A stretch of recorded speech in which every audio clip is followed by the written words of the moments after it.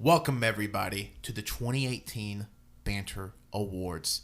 Today, I'm here as one of your 5 hosts, Tanner, and with me, as per usual, I have... It is characteristically forgetful Cody. I forgot what I was going to say there. It's Wenzel. It's Colt. It's phantasmagoric Pat. Wow, that's... Wow. Pat, keep your dirty words to yourself, please. This isn't fanfic. This is real life. This is a PG-13 podcast. So, just to explain it for those that may not know, last year when we did the awards... explain it for everybody. I don't know. Okay. Well, Wenzel, glad Hey, you can you asked. explain? Yeah. Oh, y'all want me to explain? I need you to explain. Okay, show of hands. Who needs me to explain? Right here. I don't know. I raised you it first. explain- Oh, if the you boys need up top. to- The boys up top. They're waving. Oh, yeah. okay. Boys up top. Hey. They're literally through. I can our see roof it through is the storm vent. Yeah, the storm vent. That's That's the vent where the storm That's goes. that's air conditioner. That's where we keep the tornadoes in case the bad stuff happens. I got the release the tornado button Okay. right here. Well, Can you, anyways, can you explain it, please? I'll explain it real quick. I'm hitting it. So last year... takes us 20 minutes to get through explanations. Last year, we did... our award show, we did major categories and minor categories. With the minor categories, we just talked about our favorite things. There was no debate. And with the major categories, that's where we did the debate, the consensus top 3s, top 10s. But this year... Hey, wait. I'm hungry. Can we stop? Oh, okay. Do we need a break? Y'all want a break for lunch? Fuck, I gotta get a cracker. But anyways, so this year we're doing it a little bit different. This is the Banter Awards, which is the minor category nominations. We're not going to fight. There's going to be no debate. We're just pretty much talk about our favorite things of 2018. If you're looking for the debate, the fights, and everything else, that podcast will come out on Monday, December 31st at 10 a.m., where it will probably be multiple hours of us just fighting and screaming and deciding our top 3 video games, our top 3 anime, our top 3 movies, and our top 10 songs, all consensus, as chose by us. It should also be noted we're all recording this on the same day. Yes, we're recording both award shows on the same day. We are doing it for about 10 hours. And we just have tons and tons of paperwork. It's just stacked. There's a lot of here. paperwork. Stacks. We're probably going to be busy through the holidays. Colt bought a stamp. It's just a smiley face, but he said he needed to stamp things. That's his new And signature. and I hey, have a... hey, I'm just gonna take the paperwork and throw it away. I say fuck the boys. Whoa. Do we not. can't be saying stuff like that. Look, I got a family to feed for Christmas. No. I have been buried in paperwork for the past 72 hours. I don't need any more. hey, when's just fuck it. Colt, I will. If you keep saying that, I feel like Colt's a conspiracy. I will. I don't want to take the heat. Okay, are we done with the bits? Can we... I don't know. These awards are going to take long enough. But and we should mention that this is today is December 16th when we're recording this. So there are a few things in both shows that A, we just didn't have time to get to, and B, just will come out later than the award shows. You're probably going to have good shit that drops after the 16th of December. But, so if you want us to record this next year, the first week of January, please pay us $2,000 so we can all take a week out of our lives of school and work, and it says financially viable for us to do. Thank you. Yeah, if you pay us, we will put in the time and the actual paperwork to do it. Well, I'm not doing any fucking paperwork. No, we're doing fucking paperwork, Tanner. Okay. You're gonna work your fair share. For sure. Fair share. Fuck. For Okay. sure. So, we should mention the categories for the minor. Again, we're kind of just going to be freeballing like a bunch of stuff, like our favorite stuff of the year. But we do have some rough categories for these Banter Awards. And they want to talk are... about why we like this stuff. Yeah, we're pretty much just going to talk about why we liked it, why we have the certain categories. So our categories are 2018's Best Old Thing, 2018 Made Us Emotional, 2019's Most Anticipated Thing, Food of the Year, and the Lad's Choice, which is, we didn't want to make 1,000 categories, so everything else falls under Lad's Choice. So, yeah, let's just go in the order of the doc. We all have computers. It's very official, except One person doesn't. I'm not going to out any Wenzels here, but Hey. but somebody has a phone and not a computer. Hey. I'm just saying. Not going to out anybody here, but Wenzel may have not a computer. Wenzel doesn't have a computer. Wenzel, okay. Well, you should have bought your desktop. Yeah. That's all I'm going to say. So we're going to start with 2018's Best Old Thing. Yeah. So I mean, do we want to name these off and just freeball? Do we want to go one by one? What do y'all want go to do? one by here? one. Let's start with the stars over here, okay? Okay. The two big boys. Well, y'all talk about what y'all want to talk about. Then go.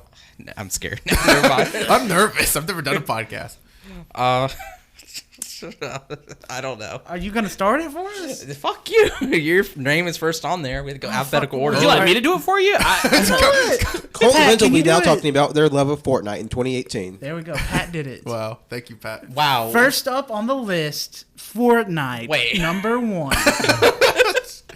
So, as you know, Fortnite has been around for fucking ever. It's been a thing since like 2010. Yeah, and like it's been a thing for a while, but obviously, you know, they had the battle royale mode added last year, 2017. It was like November last year. They added the battle royale mode. Now, biggest fucking game of all time, super huge. Probably not the biggest game, probably the It most is the popular game biggest. of all Yeah, time. it's It is. huge. I mean, current player base is 200 million people, which is a fuck ton. Have y'all played Dig Dug? So I don't have my name by Fortnite, but obviously I've played a lot of Fortnite this Yeah. year. We fucking streamed it for 2 weeks. Yeah, we Fortnite did. a Fortnite. Check us out, twitch.tv/AllYouCanHear. But I will say it's fun. Like it's a battle royale game. I don't take it serious. Like I'm No, not no. going in looking for victory royales every game. Like it's a fun game to sit down. Yeah, and no wonder you play. don't have many wins as us. Well, I'm okay. That's where that ends. But it's a fun game to just sit down and play for an hour. It's free to play. Like It's free. like- It's on everything. yeah, it's literally on every. I have it on 3 different devices for no reason at all. So for me, like I don't play Fortnite. I've tried it, didn't really care for it. But the thing that gets me is that its accessibility, I think, is a major thing. The fact that it is free means that you can play it as much as you want. You can bring in friends that want to play it. You can, if you don't have a lot of money, you can jump. Like if you're not into video games, this might get you into video games. And that accessibility, it filters through. You know, if you have an Xbox, you can play it with your friends. If you have a PS4, you can play it with your friends. If you have a PC, you can play it with your friends. If you have a phone, you can play it with your friends. And now like you can play against any other player that has the game, right? Like On anything. yeah. So like Switch players can play with PS4, can play with Xbox, can play with phone, can play with PC. It's just got added to Android, or maybe it's not on Android. It's on Android. Okay. I know it took a while for it to get on Android, but and I think that's part of the reason it's so popular is just because it has grown into like obviously like all the dances is like a big deal. Like that has that's became like a huge like phenomenon in itself. It's just people like in World Cup games doing the fucking Orange Hawks. Justice dance. Okay. Doing the Orange Justice dance after they score a goal or something, or like a bunch of NBA players making Twitch accounts to be like, I'm going to stream Fortnite, check it out. So it's like, it's really, I don't even know the word for it. It's just, I can't believe that the creators of Gears of War are going to be remembered for a game that's not Gears of War. That is insane. Yeah. It's a fun game though. It's a fun game. I added it to the list like in maybe June. Yeah. That was when I was like hyped up about it. I was enjoying Fortnite a lot. Now at this point in time, I'm done. I'm over Fortnite. I'm ready for the next big thing to happen. Wow. Fortnite sucks. It doesn't suck. Yeah. It's just like battle royales are just too. Well, of course, the market was going to take, about a year to get oversaturated with it. Oh, and we're now- not done yet. No, the God, battle no. royale is going to be a thing for the next 4 years. Oh yeah, it's We're gonna fucked. it's gonna be like the new Horde mode. Yeah, have y'all played Minecraft Hunger Games? Then again, guess who created Horde mode in games? Fucking Gears of War. Yeah. And now it's in everything. So yeah, it won't be long until you're playing Battle Royale in every game that you buy. Kingdom Hearts Battle Royale coming Lego next Man. year. Halo Battle Royale. It is very interesting how one concept of a map that, I mean, it's been around, but like it hasn't really been implemented because I don't know if the tech was there or not, probably for small scale, but now that it's kind of proliferated through like everything. Yeah. It's just how it's kind of crazy how one game mode can literally change the entire landscape of Yeah. gaming. Like it's literally becoming like its own genre almost, like battle royale. Like there's games that come out that are specifically going to be battle royale games, and it's kind of funny that this all kind of does have like roots in Minecraft a little bit, because I remember like 6 or 7 years ago we played. I know Cody and I played a fuck ton of Minecraft Hunger Games. Yeah, Minecraft Hunger Game I mean Hunger Games itself. Yeah, it's kind of Hunger Games, but which, also again, because it's just I think it's I don't know, it's very cool. I think the next big thing is going to be prop. It's going to be prop hunt. That prop hunt style gameplay. I can see that. It seems like more and more games are getting prop hunt. Like it started really low in of course like Gary's Mod and and things like that, but now it seems to be kind of pushing itself out there, and you're starting to see more games pop up with prop hunt in it. Yeah. I think if that catches on, that would be a lot of fun too. But again, Battle Royale I feel like is more generic, and I think that Fortnite did a really good job with the seasons and kept it fresh. Yeah. They update their map weekly. Yeah. These devs care a lot. Oh, yeah. There's definitely a lot of resources that go into it. This isn't like here, play this game. Like, hell, we were watching the Game Awards last week, and they were like, oh, yeah, right now we just got rid of one of the spots on the map and added something new right now. And it literally happened in the game at that moment. Which is insane. Yeah. And I think that's very important, because Battle Royale could easily get really stale real quick. But I hope other developers who are going down this Battle Royale path realize we have to update and we have to do well with these updates. Yeah. Because if not, then they don't have a market anymore. Yeah. So we all agree it's our game of the year, right? Game of the year to Fortnite. Okay, glad that was discussed. Next on our list is Guitar Hero.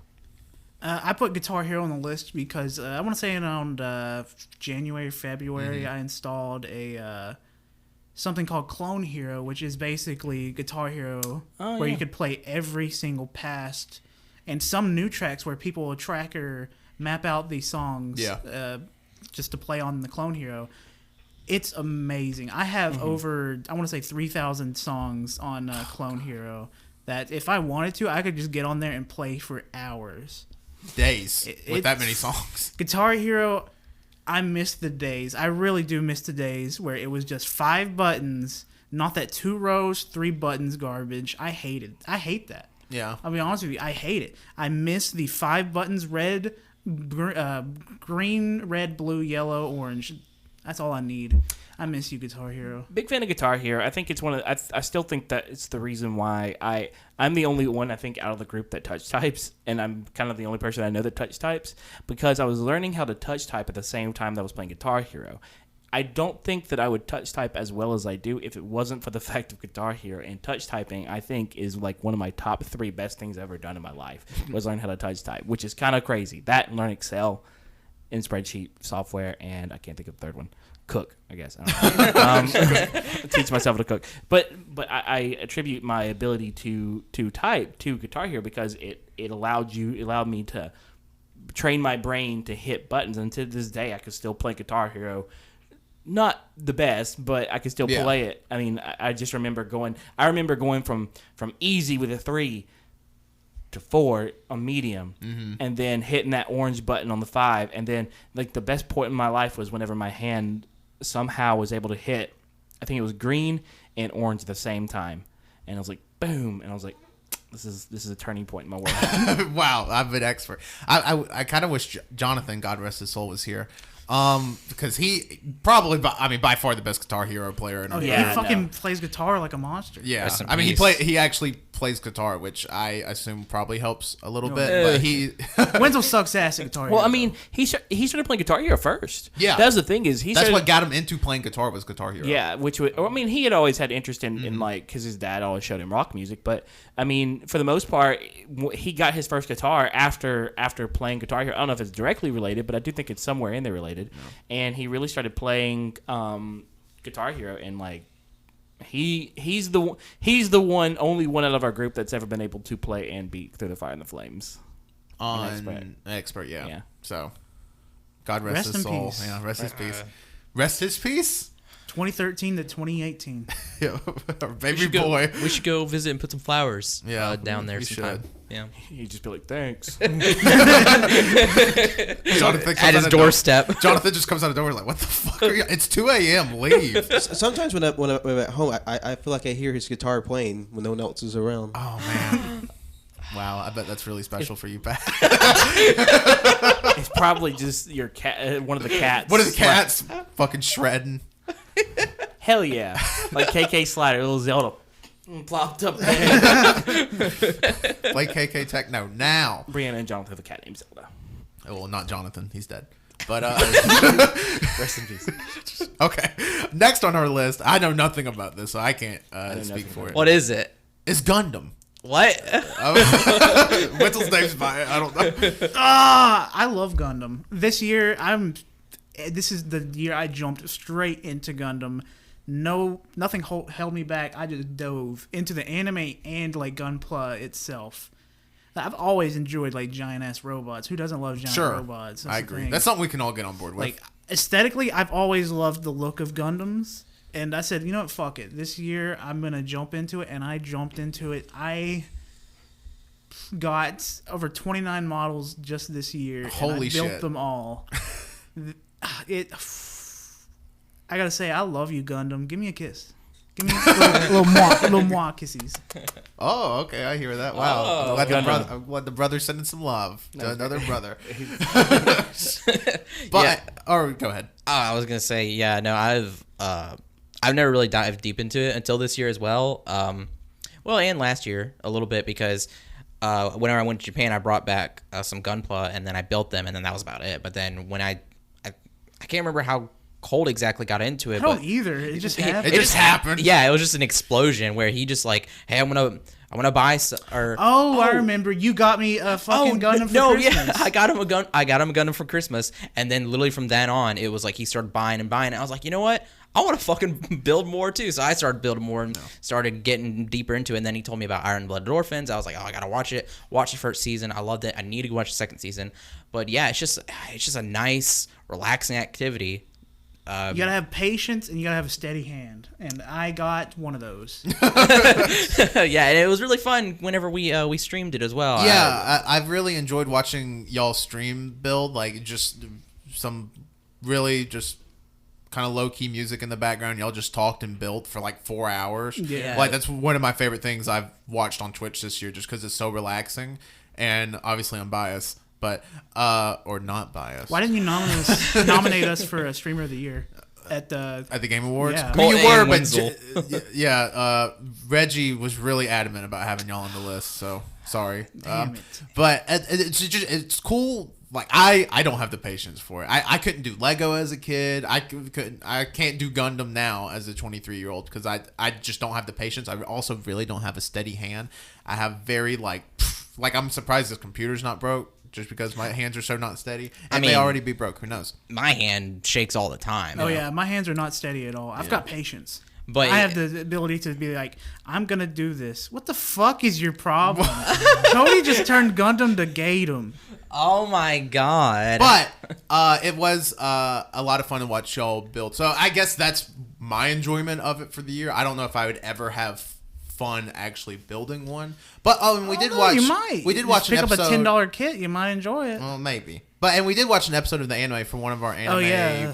Bill Divers? Bill Divers. Even which- though Bill Divers is the baby. It's very much like for kids, but Yeah. like I enjoyed that too. So. How dare they have a soft entry level series into a larger Exactly. franchise? I He's hate supposed it. to join into the war where the children Oh, soldiers. my God. His name is Will Diver. Thank you. Everybody knows the best character in Bill Divers was the little stoat and the little hat piloting his Gundam. Yeah. Oh, yeah. Cody, do you want to intro these next two for us? Oh yeah, so this year I actually decided to go ahead and go back and play a game that I never played before, and that was Legend of Zelda: Ocarina of Time. Never played it before, really. I mean, It's I played Ocarina. Ocarina, Not Orc. Ocarina. Orcas. Put some respect on it, brother. The Well of Time. Ocarina? But I really liked Oot a whole lot. La Zoot. Oh yeah, let's just call it that. That's La easier. Zoot. I really liked La Zoot quite a bit. I think I'd played up to the Forest Temple previously, and then I just kind of stopped because I was like, I don't know why I put it down. But then I got back into it this past, I guess it was back in October, and I just played the shit out of it. I played the 3DS version, and I just really loved it. I thought it was considered, it's considered by a lot of people whenever you have a best game of all time list. Yeah. Ocarina of Time's up there, and I'm like, is this just nostalgia goggles? Let me go back. And it was actually a lot of fun. The temples were very nice. Thankfully the 3DS fixed a lot of the water temple issues that were there, so I was able to play a good version of Water Temple. And I really loved the puzzles. I didn't really have. I think I looked up one thing throughout the entire game. Yeah. And so I was able to figure it out, and that surprised me quite a bit. But at the same time, if you have a lot of kids who are playing, I don't know how kids beat it back then. Honestly, I mean, I only looked up one thing, but you have internet. Kids back then, they didn't have internet, or a lot of people did. 1998. I'm saying a lot of people didn't have good internet or access to it at their hands on their cell phones. Yeah, and also you were 24, 25. Yeah. It is true. Happy Halloween. I mean, Boo. but it's true. But the thing is though is that like it was complicated enough to where it was difficult, but it wasn't so complicated that you couldn't think through the process. Yeah. So I can imagine a lot of kids actually did figure it out to some degree. Back in Probably, yeah. Back in '98, I was looking up things. You're Anywho. rich and you had internet. Anywho, but yeah, I really enjoyed. Legend of Zelda: Ocarina of Time. Good game. One of the best games of all time. I'll play it eventually. The other game. Never. The other game that I went ahead and played was The Witcher 3. Of course, Witcher 3 came out in, 2015? 2015, Yep. yeah. Yeah. And I Shit did not, game.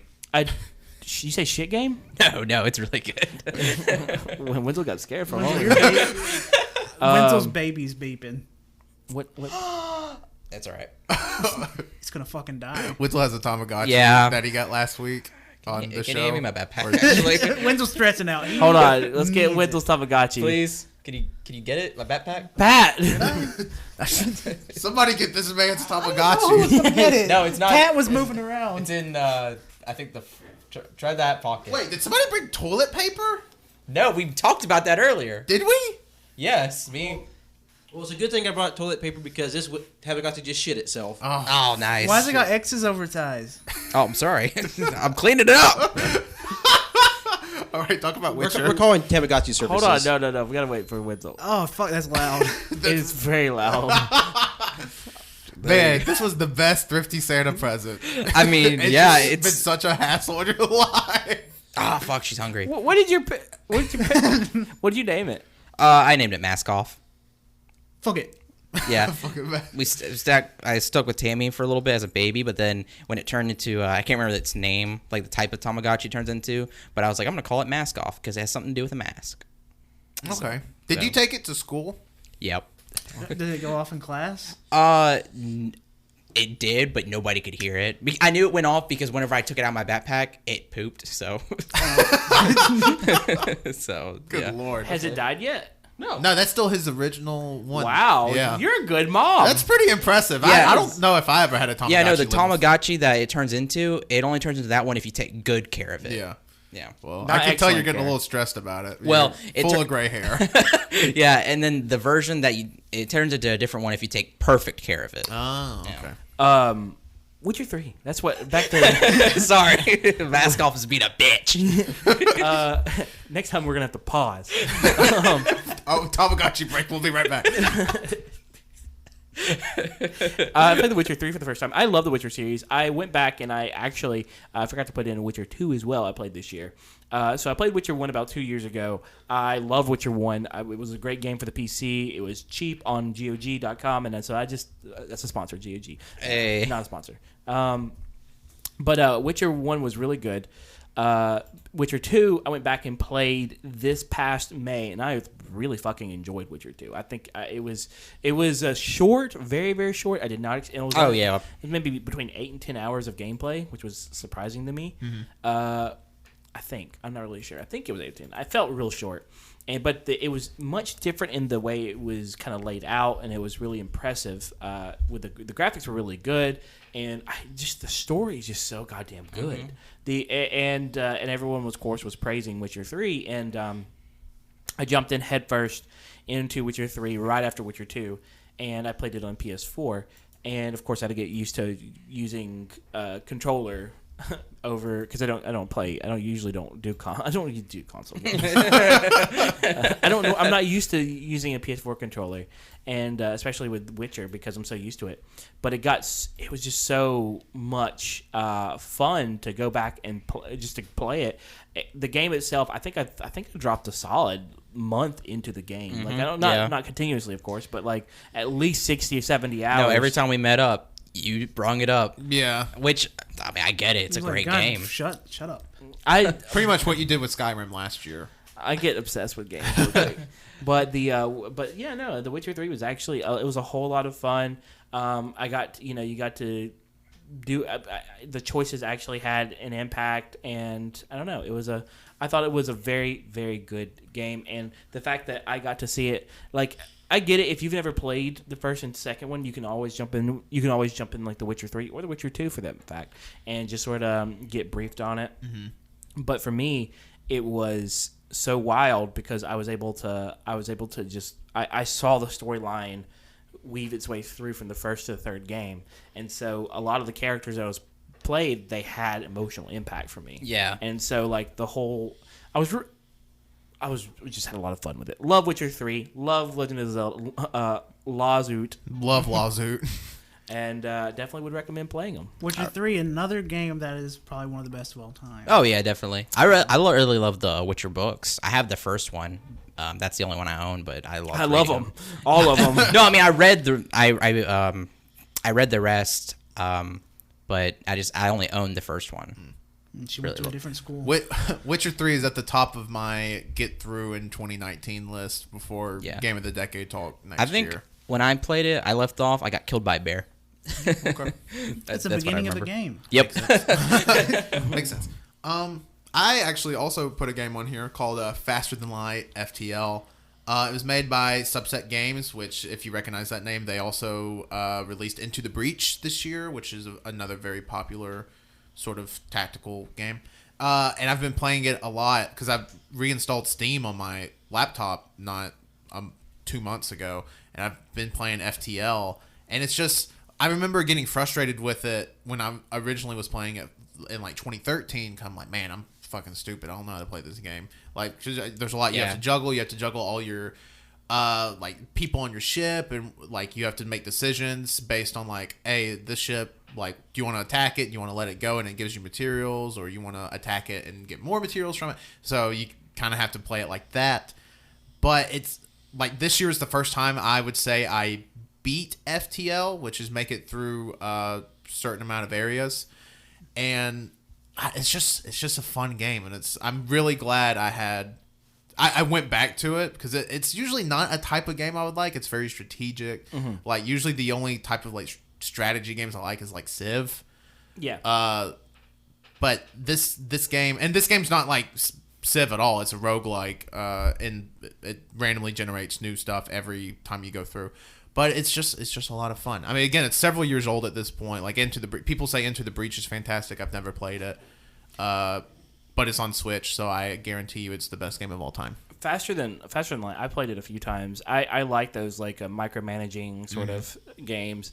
It is very stressful. I only made it through like one or two little rounds, and I was like, this is stressful. Yeah. But if you are into like micromanaging, those little micromanagement games where you have to control, make sure everything is not sort of like, I guess it would be a fast-paced Fallout Shelter in a way where it's not really. It's you not. Say it's Faster Than Light. It's not a. I'm liking it. Okay.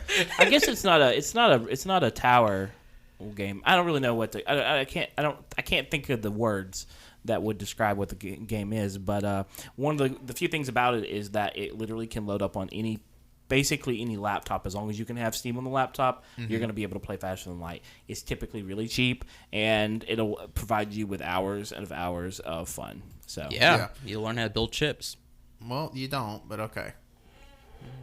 Have you played it? Oh, yeah, I've never played it. Yeah. So up next on our list is 2018 Made Us Emotional, which is like that? yeah, I did. Thank you. This is shit that made us cry this year. either one or in some cases collectively. Well, I'm not going to say cry, but it caused us to have an emotional reaction. So I don't think everything on this list. I've cried at everything I put my name by. Okay, everything I have Most my of name this by, is gonna I be also Colt. cried. Yeah, there's a lot of Colt. I think we had a bit last year where this category was called What made Colt cry? What Made Colt Cry. Yeah. 2017 is What Made Colt Cry, but we renamed it this year since we're doing the Banter Awards like this, so everybody could add stuff. And we should mention now that we're getting into like movies and series and stuff, you can expect I'm not gonna spoil anything. There's not going to be a lot of spoilers here. There will be on Monday's show. It will for be very sure, spoiler yeah. filled. But there may be certain elements of certain things mentioned that could be considered spoilers. Yeah, from viewer here on discretion out. is advised. So, yeah, if you're watching this podcast, The first three, I'm just going to go ahead and say Life is Strange, Before the Storm. That was the first thing I probably cried to this year. It was one of the first games I actually played this year, around like store games at least. It was very sad. I don't want to spoil it, but Sure. holy hell, it is very sad. It takes place right before the original Life is Strange. Mm-hmm. It's a prequel, and you play as Chloe Price, what is it called when you're the person that's next to the main character? just I mean, it depends how much Support character. Yeah, they're a Supporting supporting character? Yeah. She was best friends with Max in the first game. Okay. And it'll fuck you up. It has to fuck you up. It will. Break in your house, break your legs, and just fuck you It'll up. fuck you up. Steins Gate, another emotional series. Like, wow. I watched the first season in a good day. I watched it in one day. Jesus. And then when the second season came out, I just waited till it all came out. Then I watched it in one day again. I've only seen the first few episodes of Steingate, so don't spoil the end or anything. I'm not gonna say anything other than like I just know the beginning starts out really weird, and it's just like the beginning is very slow, but around like episode like 9, it steps up, and when it steps up, you're like, all right, you got your fangs in me, chill. The next thing would be Yakuza 6. I don't want to say anything other than fuck. I love you, Kiryu. Is this the most emotional Yakuza game? Yakuza 3 is still the most emotional, Okay, but I've this only one played was Zero. probably second place. Okay, so it's more emotional than Yakuza 0. Because there was times in Yakuza 0 I'm like, oh fuck. Oh yeah, it's way Yakuza 0 is probably like fourth emotional Yakuza game. Okay. All the Yakuza games, and then the next thing on the list, Wenzel and Colt. that's me and Wenzel, baby. Death What? Stranding. I'm not a nerd. I don't cry at video games. Death Stranding Death trailers Stranding. in particular, or anything about Death Stranding. Gosh, really. it's just every time I see it, like I don't want to cry or anything. Oh, I do. Fuck that. I just No, I, no, like, see, I but, think like, about Kojima. I have, like- I'd love him. I get like a certain feeling whenever I see anything about it because I'm just, like it's like excitement and wonder because I'm just so. Well, that was weird. I'm just so curious about it, and I really believe it's going to be really good. Yeah. But because it's so interesting. Like there's so much we don't know about it, and every time I don't know, I just get a sense of wonder. And I really especially loved that the most recent teaser that came out where it showed like one of the villains, the man in the golden mask. Oh yeah. I fuck yeah. love that. Yeah, that with, was really cool. with Troy Baker. Troy Baker. Yeah. Oh, I love If the this dial- game will ever come out. if it, yeah. Yeah. I think it's coming out sooner than anyone expects it. I think 2020. I'm thinking. My thing is, especially with the new. I know this has nothing to do with this, but with the new consoles hitting probably holiday 2020, I don't know if this game comes out on PlayStation 4, or it's if probably going to come out on both. 'cause it Metal will Gear come Solid out- 5 came out on the PS3 and PS4. That's true. Yeah. It will probably come out on both. Don't get me wrong. But especially what we know, I mean, there are PS5 dev kits out there. That's common knowledge, I think, at this point. I would be very surprised if this game just comes out on the PlayStation 4 and never touches PlayStation 5. I think it'd be a disservice to this game to just release it. Granted, I mean, there are tons of people that have PlayStation 4s, don't get me wrong. But I think for the full beauty of this game, especially for people that have the technology, like true 4K 4K TV, it needs to be in 4K. yeah, 60 frames experience. per second. Yeah. I bet you what we've seen so far is in PS4 specifically. Oh, there's Ladybug. Hey. Yep, that happens. Well, that's fucking good luck. Okay. Well, you're gonna get swarmed by them. But I think everything we've seen so far has been on PlayStation 4. Yeah. but that's because they're trying to keep everything hidden. I bet you they're secretly working on it for Oh, PlayStation yeah, for 5. sure. And then whenever they announce it, they're going to be like, we're also doing it on PlayStation Yeah. 5. I mean, hell, that's what they did with Kingdom Hearts. Yeah. And in fucking Last Guardian. So yeah, I think it'll be on next gen and current gen. gen, Yeah. yeah. I'll I probably think have so, to too. buy it twice. No joke. If it comes out next year, like a full year before PlayStation 5, I will probably also buy it. But if twice.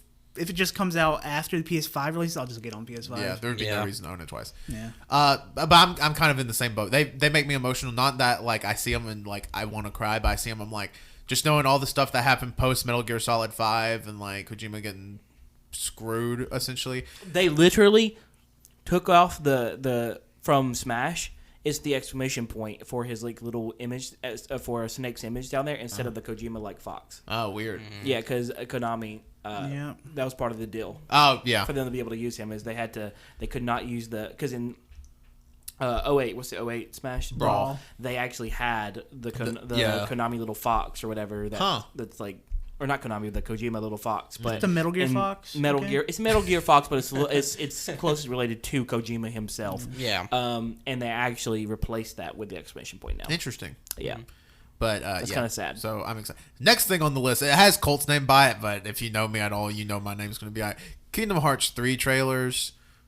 I'm gonna every single trailer. As soon as like they start singing any song, really, I just go, "Oh my god, what are they doing? Oh my god, is that Aqua? Oh my god!" That's me. Like every single trailer I see for this game is just it makes me emotional in the sense that I've been waiting. I beat Kingdom Hearts 2 originally in 2006, so I was 10 years old when I beat this game. And now I'm 23, and in a month I'm going to be able to play Kingdom Hearts 3. That's fucking wild. Like I've literally Cody's playing with a spaceship. I've literally been waiting for this game for over a decade. I'm glad A, it's getting made, and B, it's real and it's coming out next month. So I could not be more thrilled. I'm pumped. I'm so excited. It's not it's also probably one of my most anticipated things next year as well. And I can't believe we get it so early in the year in January as opposed to like March or May or like a traditional time slot for a game. Like we're getting it at the end of January, so I'm very excited for it. Why does Donald Duck have a gun? That's fake. Everybody keeps saying it's real. It's fake. It's so funny. They're like, who gave Donald Duck a gun? And it's like a very clearly photoshopped. But like, people are believing. Why is it pistol. strapped? I love it though. I love seeing No, it. it's good shit. It is. Because if there's any character in the Kingdom Hearts universe that would have a gun, it would be Donald Yeah. Duck. They want to give Sora a gun. His Keyblade turns into guns. That's true. But Sora is like, oh no, I have a gun. Oh no, they're shooting themselves. Oh god! And he starts spinning around in circles. It's very funny. Next on this list is "Won't You Be My Neighbor," which is the Mr. Rogers documentary sort of thing. It goes through the life of Fred Rogers. I see Tanner and Wendell weren't emotional at all. Well, my name's not by it, but four of us here saw it together, and I'm pretty sure maybe all four of us cried. I cried. I know Colt cried. Yeah. I know Patrick cried. I don't know if Wenzel cried. I got teary eyed. Oh, okay. Well, Wenzel doesn't cry. He's a little bitch. His tears are too thick. oh God. Oh, it's like glue. Could you imagine? That's a weird thought. If you could. Oh, ew. What the fuck? Wendell, You think that would okay? make your eyes hurt? What? If you had like thick tears? I mean, imagine trying to push out a thick piss. Oh, why are you Gosh, back to? It's always Bringing back that to the thick piss. Thick piss. Okay. But yeah, this movie made me cry. It's just very sweet. Oh yeah, no. I mean, just because I didn't cry doesn't mean that it didn't have an impact me. Okay, or sure, anything. whatever. No, but Sure, try to save face. It was, yeah. It was. Men can cry now, okay? Okay, here's my thing. I didn't watch this movie. Okay, I was the only one in this group that did not watch the movie. I'm sorry. Okay, first of all, Spoiler. Second, but I'm the one who always watched Mr. Rogers. Yeah. So I'm the real. Maybe Pat. I watched it watched with you Mr. too. Rogers. I don't think you I did. grew up with you. we're Oh, yeah. 2 years apart in age. I don't care. Anyways, but I love Mr. Rogers. He is the person who got me into documentaries. and especially when Mr. Feely came by and he had the tape, he was like, "Here you go, Mr. Rogers. I ripped this off the History Channel," and hands it to Mr. Rogers. And Mr. Rogers is like, "Thank you, Mr. Feely." I'm glad we're doing voices. And he's like, "Okay, kids, here's the video," and he slammed the fucking tape into the wall, and then suddenly, boop, boop, boop, boop, boop, and then the TV popped up, and it was like, today we're gonna learn about how those little chocolate cherries, how those cherries get coated in chocolate, but also have the nice goo in the center. It's crazy. And then, like, that's not actually an episode. I was about to But say, it is. But it is. I was like, having a did whole you damn watch episode. Mr.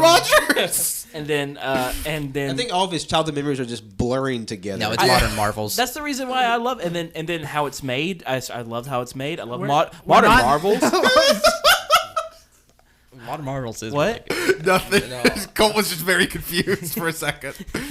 But if you like, even if you had like a passing interest in Mr. Rogers as a kid, you are doing yourself a disservice not watching this movie. It's probably by far the best documentary this year. As soon as the credits rolled, everyone in the theater. Oh, was crying. everybody in the theater was Nobody was crying. like saying anything. All you heard was the sniffles. Yeah, all you and, heard was like, Did it end with him saying, "Won't you be my neighbor?" it was something along the lines of "You can man. be your best self." yeah. I love it you. was like You a can quote do it. from him. I'm crying now. Yeah, like I'm getting teary. I No, remember I'm getting when we saw teary-eyed. the trailers, when him and the kid started singing, "Won't you?" I fucking cried at the trailer. I'm getting teary eyed right now. That's something I did want to mention because we all saw the trailer. We collectively reacted to the trailer, and I remember I couldn't make it through the trailer without just like being not just like teary eyed, but like openly crying. Because Yeah. The thing that got me, the line that made me cry, and I'll get emotional thinking about it, is I that can't stop. he said something to the effect of, "The greatest thing that we can do for another is teach each other that Oh, man, I'm about to we are cry. loved and capable of loving."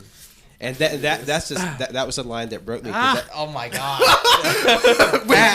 This isn't a bit. We're literally all like teary eyed right now. because that to me, that's the most enduring thing about Fred Rogers' legacy. It's just a being of just compassion and empathy and kindness, and that be the most forefront message of all of his programming, and just sort of the passion and the sort of attention and empathy he had to children, and just to let people know and let children themselves know that they're new to this world, they're new to their feelings and thoughts, so it's hard for them to understand the way they feel, and just that be able to let them know that the things you feel they're normal, it's okay, everybody has them, and let them be articulate, and that was one of the big things that I felt like, because there's several different moments throughout the movie that they said that they would express like a very basic sort of like thought or idea, but like it just as an adult it resonated because I just felt like like self-love, like self-care,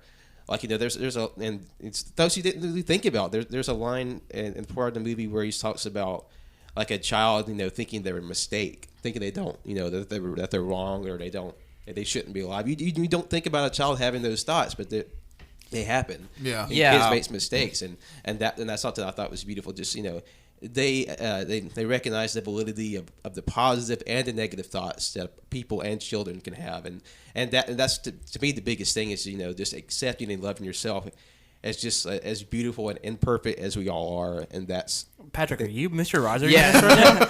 And one last thing I will say, that, like I cried in the movie, but as soon as I got home, I fell on the floor and sobbed. Yeah, it's rough. Again, even if you're like I'm not going to sit here and be like I watch Mr. Rogers every day as a kid, but like I would watch Mr. Rogers like occasionally, and like I didn't realize how much of an impact just a little bit of watching a Mr. Rogers it would impact me 20 years later as an adult. But watching this movie, like you were doing yourself a disservice if you did not go see "Won't You Be My Neighbor," or if you haven't seen it, go see it now or order it now because it's not in theaters anymore. But it is one of the best documentaries I've ever seen, bar none. Period. And it's very well done. It's tasteful in a way a lot of documentaries aren't. They cover everything in this hour and a half. I mean, they cover the rumors about Mr. Rogers being gay, the Mr. Rogers. Apparently, there was a rumor in like the '80s that Mr. Rogers was like a racist or something, and the rumor that he the reason why he wore sweaters because he had like tattoos or he was like a war Oh, veteran. yeah, because like, he was the sort of urban legends around his Yeah. character, around his persona. Yeah, they go through all of that. They even talk about one of the guys on the show. I can't remember their name right now, but one of the guys on the show came out as like a gay man, Mr. Rogers. And he was a man of color, and he came out to Mr. Rogers. And Mr. Rogers was like, "That doesn't matter," because I mean, he came out to Mr. Rogers in I think like the '80s. Yeah, I think at first Mr. Rogers was a little bit uncomfortable. Yeah, but then he started to slowly warm up to him. Yeah, and Mr. Rogers was like, "I don't care what. I mean, that's you. Yeah. Like I love you for you." And it was a very beautiful. And they actually had that guy do the interview in the Mr. Rogers documentary. And he was crying. Yeah, he was crying. It had me crying. Because, oh my god, wasn't he essentially like his adopted father? Yeah. He was like, Mr. Rogers was the dad I never had. It's just like, fuck. And like, that made me cry. I'm getting teary eyed thinking about it again. With what Pat said earlier too, that's something I was in my psychology class that my psychology teacher talked about, was that people don't understand that, children can be really sad or can have, mental illnesses just as much as adults. And to prevent that stuff from happening, if we treated children better and teach them fundamental things like this, it's like, the world would be just so better off. Yeah, and Mr. Rogers is still to this day one of the only shows that I've ever touched on like kids actually being, having a mental illness or something. Like he did, like they talked about in the movie. They did a whole week on war, like talking about like, this may be why your dad's gone for a while, or just like like they did a episode on divorce, episodes on mass shootings, and like all this stuff, and it's just like you don't realize like how much of a influence I guess Mr. Rogers was, especially on young kids in the 80s and 90s. And I remember like there was this one thread on Twitter right before the movie came out where this guy was talking about an experience he had meeting Mr. Rogers, and he was like, I just broke down in tears and I don't even know why. And it's just a very powerful movie. I can't say it enough. Highly recommend everybody go see it. We'll talk about it more on Monday. My God, will we? Next on the list is Iron-Blooded Orphan. Let's go through them. Like the importance of children and like how it's important to express yourself to child soldiers. Let's go, baby. Yeah. I put this on the list because holy shit, it does get emotional. I don't want to spoil it because Wenzel hasn't finished it yet. Yeah. No. But holy fuck, it was very emotional. And it was my first Gundam anime that I actually sat down and watched all of it. Wow. That seems like a rough one to start It's with. not. It is not. It is rough. It's rough, It's but literally Emotionally rough. It's literally rough because there's child soldiers. Yeah. okay, but if you look at the other parts of the series where it's just like giant colonies of people just getting fucking nuked and like just being destroyed, it's not as rough. It is rough. It whiz. Don't get me wrong, but with like the entire space colonies crashing into Earth, that's fucking rough. I mean, like, I guess maybe what Wenzel was talking about is like, yeah, like, they have like these sort of wide-scale disasters that sort of, in the big schemes, that's really like tragic or that's terrible. But the thing I heard about Iron Blood Orphans, even though I haven't personally watched it, is that it delves a bit more closely with sort of like the idea of child soldiers. It does get, like, I feel like it goes into more depth about what this maybe a central subject. It's sort of like, I guess like I said, like the whole like space colony, thousands of people dying. It's kind of hard to really get the impact because the scale is so large. Yeah, and I mean, that stuff like that, like mass killings, massacres, and that happens, of course. But I mean, you will never hear about, and in the time that we're alive, we will never hear about the destruction of space colonies. But child soldiers, that's a thing that resonates like through all out of human history. Yeah. And it's just horrific. I don't know. I don't know. We're getting the Space Force. We may hear about the destruction of Space I'm Force. living Space to colony 300. stuff is, I think we can see it. In I think 3 years away. 50 years. I said in 50 years we'll have full-on space colonies. All right, we'll check that out in episode 3000. But yeah, no, I mean, Iron Blood Orphans is really good because you get to see, that not only the political side but also the side of the war with, the companies and the corporations, the child soldiers, everything. It is very emotional. It's very, very good. Also, big robots go boom. But I'd say like 15 of the kits I got are Iron Blood Orphans too. That's another reason why I love it so much. Okay. now I will say too, also another Gundam show it's not on there, but Mobile Suit Gundam Thunderbolt is actually really good too because it touches on something else, and it's part of the I'm not going to spoil it, but it's part of the Zion War conflict, and there's two sides, and it's the Federation, I want to say. U.S. I forgot the names. There's so many different groups, factions. But the enemy, the Zions, most of the soldiers that you see in the show, or I'm reading the manga right now, are all soldiers who are disabled or who have prosthetics and stuff, and it's really interesting because you get to see two sides of the conflict. Yeah, and again, all the killings and disasters and stuff are all just as impactful and just as like bad as with child soldiers and Iron Blood Orphans. But yeah, Gundam good. Wow. Yeah, Gundam's good. So next on the list is something that everybody has their name by except me. So it's Devilman Crybaby. So we're not going to talk about too much right here. I want to save this. That's going to be for the next. Yeah, but I just want to start off by saying there's some music. We're going to be fighting over two categories for this in the next episode. It's going to be music and it's going to be anime in our next episode.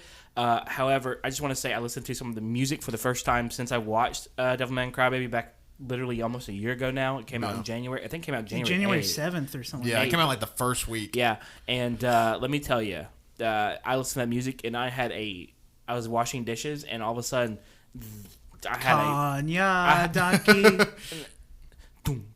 little bass line starts playing and I just was like, I had a visceral reaction. I was like, I started fucking. Cody turned into a baby. It was wild.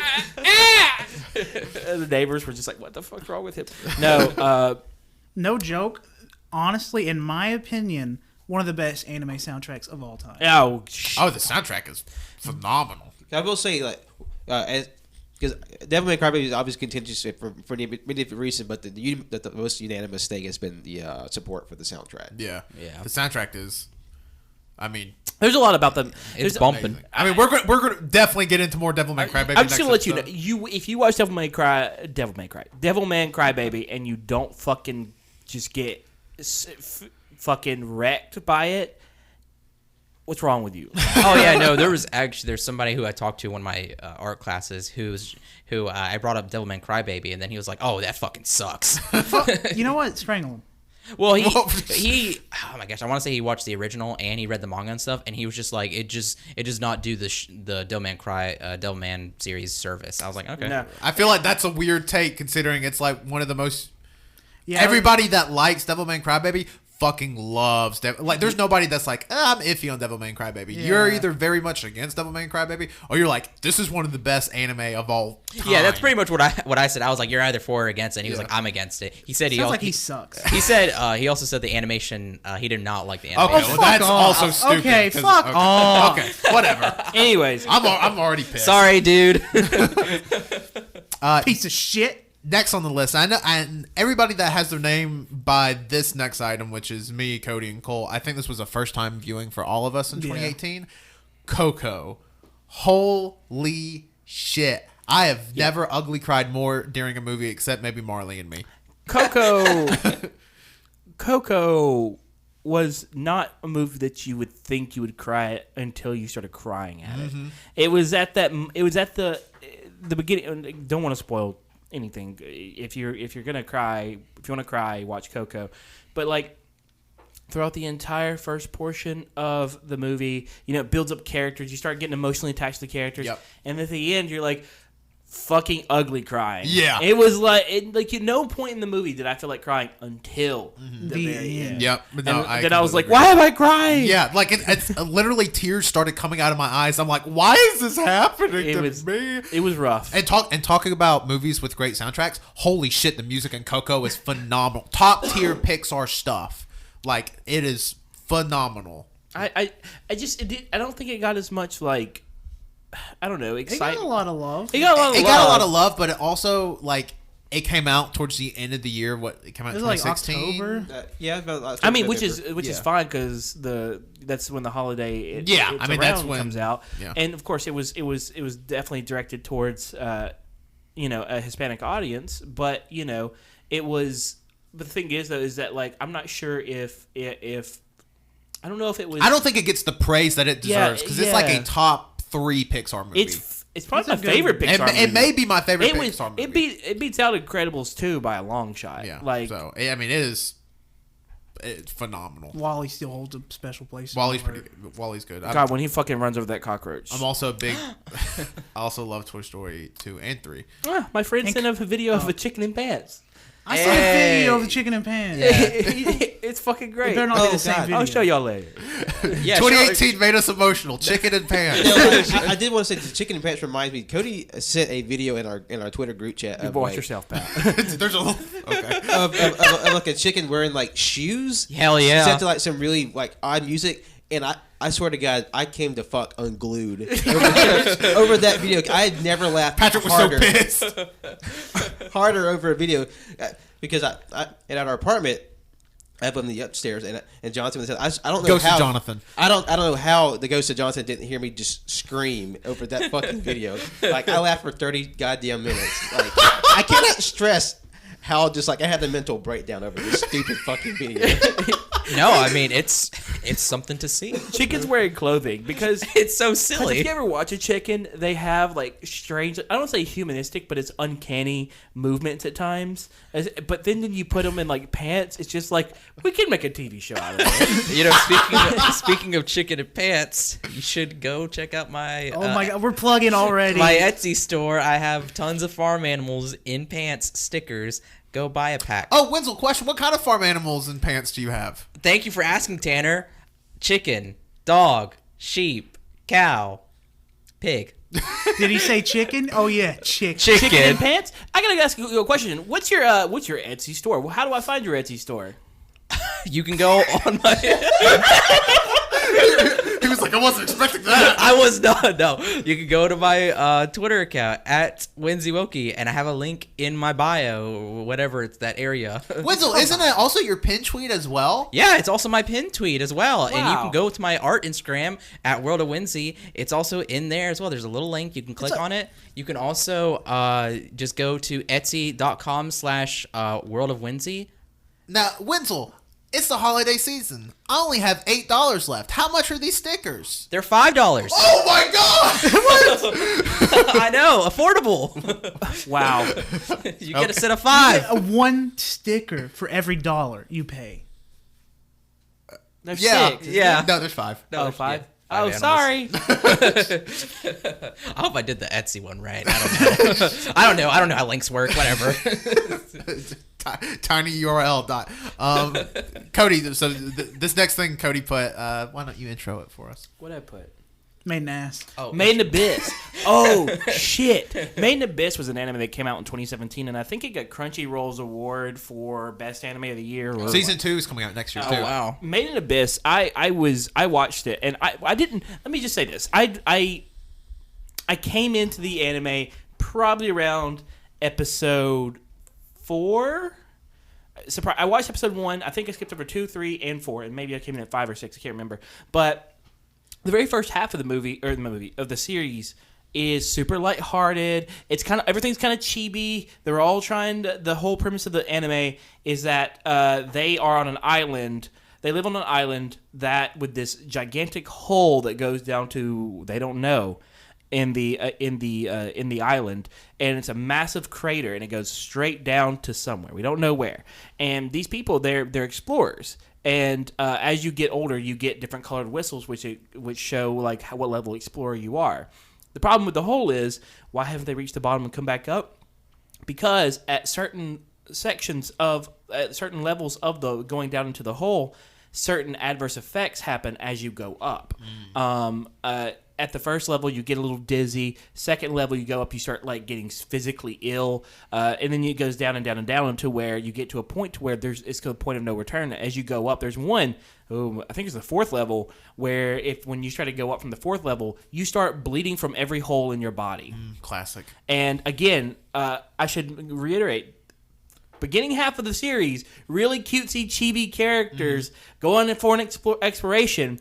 4th level of this place, blood starts shooting out of every hole in their body as they try to come back up. And it's not just even coming out of the level. It's going up anytime within. If you go up one little hill all of a sudden you start squirting blood. Oh shit. Okay. And it gets fucking worse. And I just highly recommend this anime because it just went from being super fucking easy to get along, easy to get into, super cutesy, it's really good world building, and then all of a sudden it gets dark fucking fast and very, very rough to get through. And then at the very end, I didn't think it could get darker after the fucking fourth level, and then it got horrible. Oh my God. It got horrifying, and you just gotta watch it. You gotta. It's one of those anime that's definitely on my, especially with the season 2 coming out next year. Like I really want to march through season 1 so I can watch. I think season 2 is winter. Like I think it comes out next month in January. I could be wrong about that. I really hope so. I'm very excited for it. But granted, January always got a bunch of good shit. So Mob. Mob is in like Mob. Mob That's is next a section. week and a half. But anyways, so next is a movie I actually watched for the first time this year. My Neighbor Totoro. I've owned it for like a year and just I never got around to watching it. I was always doing something else. But this year I made it a concentrated effort to watch more movies. And this was one of the movies I watched. I just sat in my room. I watched The Iron Giant first, and then I watched My Neighbor Totoro. And then My Neighbor Totoro I cried like the whole last 45 minutes. Like it was very much oh my God, why is it? I mean, it's sad. Like there's definitely some. I don't want to say hidden stuff, but there's definitely some stuff in the movie that's like very fucking sad. Like the movie's 30 years old. I'm going to get into some spoilers. Yeah. So like the two main characters, mom is in the hospital, and it's never said in the movie why she's in the hospital, but it's very explicitly hinted at that the reason she's in the hospital is because she tried to kill herself. Oh fuck! I didn't know that. Yeah. So I hadn't watched I hadn't finished the movie. Oh, well, You haven't finished the how do movie? you start it and not finish? It's like one of the easiest movies to watch. I'm not breaking any news here, but the art is just fucking incredible. Like how this movie came out in 1988 It's and Studio how it's Ghibli. still like the peak of animation blows my mind. Like it's the characters. I watched Japanese with subtitles. The music is great. The animation is great. The storytelling is great. It's fucking heartbreaking at times. There's scenes in the movie that, like, in other movies, I would probably be like, this is weird, like, when they're waiting on the bus for, like, 6 minutes. But then, like, in the context of this movie, it's just, like, it's, like, I'm scared the worst happen, and then, like, it's just an emotional... It's not even an emotional roller coaster. Like, you're going up for the first 45 minutes, and then you're coming down for the last 45 minutes, and then it kind of steadies back up at the end, where it's like, all right, everybody lives happily ever after the end. But, like, phenomenal movie. I cannot stress enough. And, like, I'm sure I'm probably one of the last people on earth that have watched My Neighbor Totoro. Yeah, you But are. holy shit, everybody, please go watch My Neighbor Totoro, because it is truly as phenomenal as everyone has ever told you and more. And if you like My Neighbor Totoro, maybe take a look at the backlog. Yeah, of no, that's Studio what I'm Ghibli. doing. Yep, Grave of the Fireflies. Howl's Moving Castle. Grave of the Fireflies is another one that we watched that last year, but fuck that. broke me. Because Grave of the Fireflies and Totoro, they're actually double billed. They would play Fireflies first, and then after you just be destroyed as a human being, then they would play Totoro to make you feel better. Oh yeah, I was gonna bring that up. Because Yeah. I was like, ugh. It's still a funny bit for me that and when I was in high school, we had a club for watching anime and talking about stuff like that. And the very first thing we ever watched was Grave of the Fireflies. I don't know who the hell fuck? signed Hell off on yeah. that. What a fucking Starting that start club. of the It was club. historical and anime. Yeah. Welcome to high school. Yeah, man, that's wild. I want to ask Cody this before. Do you mean the whole for your next thing? Do you mean just the movie that came out this year? Yeah, I should have Okay. put that. No, Kingdom Hearts. Winnie the Pooh. I couldn't stop crying at the trailers, let Yeah. alone the fucking show. Christopher Robin. Christopher Robin. Yeah, those Christopher Robin trailers Oh, destroyed wait, me. hold on. Be quiet. Okay. Okay. Sorry, I was hearing the sound. I was like, is that fucking music? Whittle's been listening to music the whole time. I've heard a word you're saying. No, the Winnie the Pooh movie was really good. He like dropped some like emotional like maybe you did leave us after all, and like Winnie the Pooh is just like I just wanted to cry. It's just like Winnie the Pooh himself. Pooh is just so fucking sad, and he's just like, where did you go, Christopher Robin? And I'm just like, Yeah, literally in the trailers where like Christopher Robin's sitting, I think it's on a fountain or a bench or somewhere, and all of a sudden Pooh comes out and he goes, Christopher Robin. It's just like, oh my god, so 'Cause I nice. loved Winnie the Pooh as a child. Like I watched that. Talking about Mr. Rogers, I watched Winnie the Pooh every fucking day as a kid, from like the ages of 1 to like 7. it was very good. It Was that sort of thing of like it's one of those movies that you need to show people who are like going through their like midlife crisis, not Yeah. midlife crisis, but like their about to die their quarter soon. life crisis, basically. yeah, You need to show it to people who like are in the slums of their 20s. the people who need to watch it are the people who are like starting their careers, who are busy all the time. That's who you need to show it to, because that movie will fuck them up real bad. Like, because it's just like it's kind of like that moment. It's like goes back and explains like the breakaway of no longer being a child anymore. Yeah. I'm just like, oof. I gotta fit this bit in here. General Kenobi. Yeah. I hate that bit so But it's much. so good. It's a good bit. So next on our list is General Kenobi. talking about things that made us sad. We're going to go to things we're fucking hyped for. 2018's, 2019's most anticipated thing.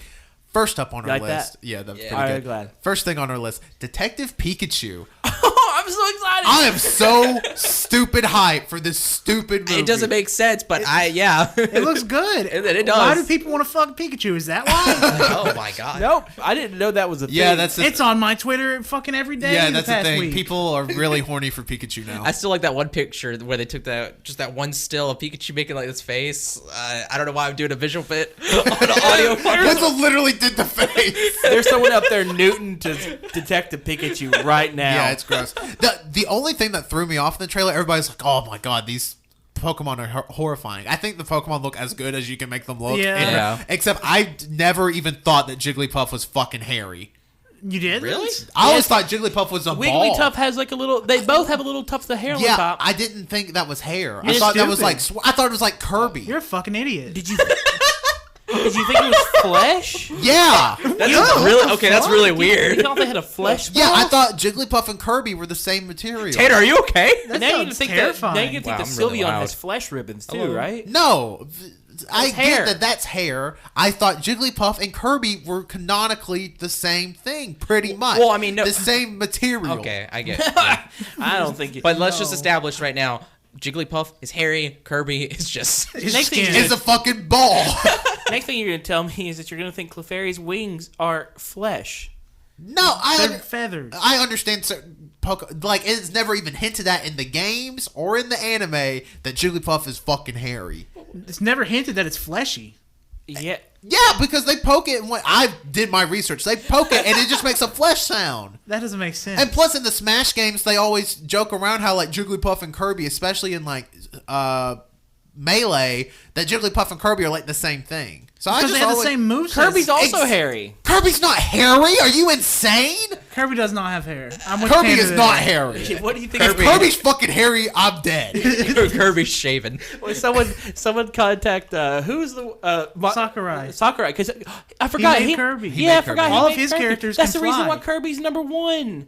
Oh, I love him. You know, we should Anyways. ask if we touched Kirby, would it be like touching like a freshly shaven like face or? Oh, it's a baby. No, I always assumed Kirby would feel like Like a a bouncy balloon. ball. No, I'm just joking, but yeah. Like a used condom. What the fuck? What the fuck? I don't know if. Why would you do that to Kirby? Yeah. What did Kirby do to you? Podcast ruined. Kind of cold. Fuck. Okay. So that's Detective Pikachu. Here's my question: do y'all think Kirby's cold-blooded or warm-blooded? I don't know if Kirby has blood. He Well, doesn't have if blood. it's- He's made out of rubber. Well, if is he had- Kirby not just an inverse black hole? Yeah. I mean, he is, right? Or I don't Kirby know. is, right? He can swallow things indefinitely. Yeah, Kirby can fit and, like, has eaten, like, I'm pretty sure in the show, ate a whole fucking planet. So no blood? I don't think there's any blood in Kirby. I don't know if Kirby could be cut in half, either. He's immortal. Yeah, I think Kirby's pretty much immortal. Yeah. It's established. This is the canon.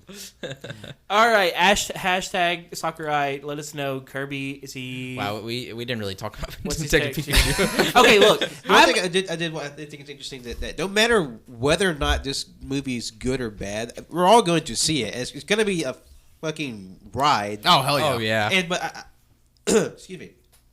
But I was sort of pleased how well Pikachu ended up looking. Even though my brain was kind of in a flux when I saw like his zigzag tail is furry. For me, that didn't compute for like my non-existent vague headcanon of what Pikachu would be if he was turned into a real thing. But I think Pikachu actually looks really well. I think most of the Pokemon look pretty good. I mean, they're definitely teetering on the uncanny valley. Like, if they made like practical models for several of the Pokemon that are on displays. Like seeing like all the different pores and stuff. And like I don't like that Greninja tongue. Greninja. That Greninja makes me uncomfortable. Yeah. That Greninja tongue is scary. Just make it what he looks like in the game. Yeah, just in the anime. Take off, which is weird in itself. Because I don't know, there's like if there's a Lickitung in the movie and we see a big stretchy tongue, I'm gonna fucking There's die. definitely gonna be a scene with the tongue. the bugs will probably look freaky. The bug types. Oh yeah, the bugs will Oh look fuck! scary. I hate bugs. Here's my big question. How many innuendos do you think are going to be in this movie? 7. Probably because I very much don't think this movie is being geared towards kids. I think this movie is being geared towards like teenagers and also people that just like Pokemon in general. You know that weird group of movies from the 90s that sort of, it was like late 90s, mid to late 90s, where they geared it towards like edgy kids, edgy teens in a way. It was just like this weird, it was where they took a lot of these like these characters and they sort of, I don't really remember how to explain it, but they basically made them really edgy, really like kind of like Who Framed Roger Rabbit in a way. Yeah, okay. But no, I don't think this movie's going to be edgy per se, but I think this movie's definitely going to be like, and here's your joke for all the parents. And yeah, then, there's a lot of that. Talk. Deadpool's gotta show up once. Yeah, Deadpool will kill Pikachu. Still think Danny DeVito should have been. Oh, he would have that been would've been the so way good. better. That Even would've though been I love perfect. Ryan Reynolds, Yeah. Danny DeVito would have Yeah, been. like imagine Pikachu just having that fucking thick. Hey, what you doing over here? God, that was so fucking good. And I think it's taking place in Unova, isn't it? Yeah, I think. Yes. or at least the main guy. He's originally from the Unova region. Yeah, I don't think it takes place. Or is it Sinnoh? Oh, maybe Sinnoh because I think he has a poster for like the Sinnoh championship. Oh, Europe. I think. I will say one of the part of the trailer that I was really confused by, or at least in a moment, like the part where the guy's like finding out that Pikachu's in his house. I thought he holds a stapler, but I thought he literally had a gun. I thought it was a gun too the first time I saw it. because he actually is a police detective and just like he's gonna fucking shoot Pikachu. Yeah, I was like, this Pikachu gonna get shot at. I'm scared. Pikachu pulls out a gun too. The other thing that's making me really excited to transition is for Detective Pikachu is the fact that Avengers 4 was it moved up because of Detective Pikachu? Or? No, it's still April. Yeah, It's April 26th, but I thought it was like May 4th or May 10th. it got moved up because the last one got moved up a week, and Oh, yeah. they just always said this one was coming out in May, but they're like, yeah, we'll move it up a week since we did it with the last one. Yeah, so it's we like, did it just for you guys. Yep, just for AYCH. I mean, obviously, if you've never even heard the fucking show, we obviously love Marvel movies. We are collectively. We're fucking nerds. I can't speak for everyone here, but I am stoked for Avengers 4. It's weird because I don't think like you've been on this 10-year journey. I don't think about that with movies. I think about that with maybe games and TV shows mostly. But you don't think about this literally decade-long story arc in cinema. I don't, anyways. There's It's probably never been examples. done. Yeah, I mean, nothing to this magnitude has never been done. I mean, you got 20 movies. I don't see what's the big deal. I don't get it. But like that trailer was phenomenal. It's got. We could probably do a whole fucking episode on just the Avengers 4 teaser trailer, but we won't. But it's just, I'm so excited for this movie. Yeah. Thanos naked. That's what I want. Thanos is naked. Yeah, confirmed. It's not on this list. I forgot to put it on there. But Captain Marvel, I think they can lump these two together. I'm very excited for Captain Marvel because I think it's going to set up a precedent that leads into Avengers. Oh 4. yeah. Yeah. I do think that Captain Marvel, even though it is a part of, I think, what is this? Not act. What do they call them? Phases. Phase. This is part of the Avengers. This is phase 3. Yeah. Phase 3. I think Captain Marvel is truly the start of Phase 4. Yeah, I think Captain Marvel is definitely going to be a bridge movie where it's going to be like the tail end of phase 3, but also feeds into, I don't know if it's phase 4 because phase 3 will be the end of the Avengers arc or whatever the hell they're calling it, the Avengers saga, and going like Spider-Man will be the true first movie of the next arc, I think.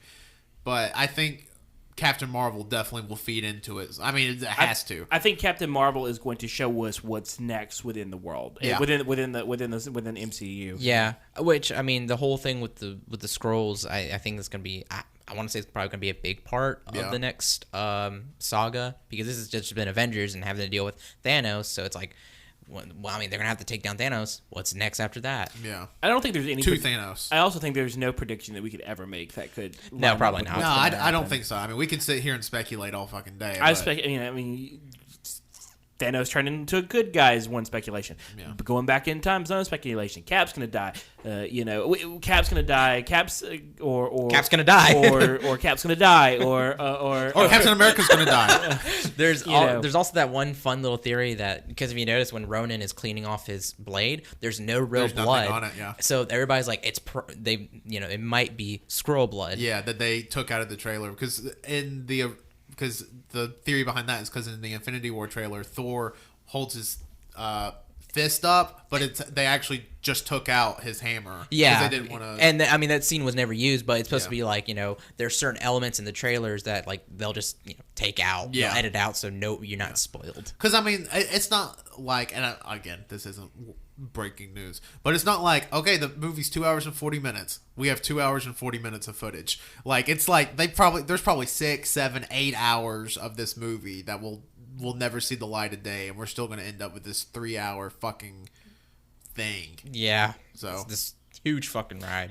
there's a lot riding on it. Yeah. I think with Avengers 3, I'm still thinking it's going to be really good, but sometimes a beginning is definitely harder to write than an end. Yeah. So it's going to be interesting to see how they play it out bet you- and everybody be happy. I don't think a lot of people are going to be happy. I think a lot of people are going to be upset, but I also think that I don't know if there is a right path that's going to make everyone happy. Yeah, well, it's going to be the biggest movie of all time, so. You think Rocket will get along with the Hulk? Maybe. Yeah. He's actually going to steal Scarlett Johansson. Yeah. So Rocket and Scarlett's going to Yeah, that's the Black Widow movie. Man, Oh. that would get furries riled up. Oh, well, wait a minute. Hold on. Let's back up. What if, for a Black Widow movie, her little sidekick was Rocket? That would be good. That'd be kick-ass.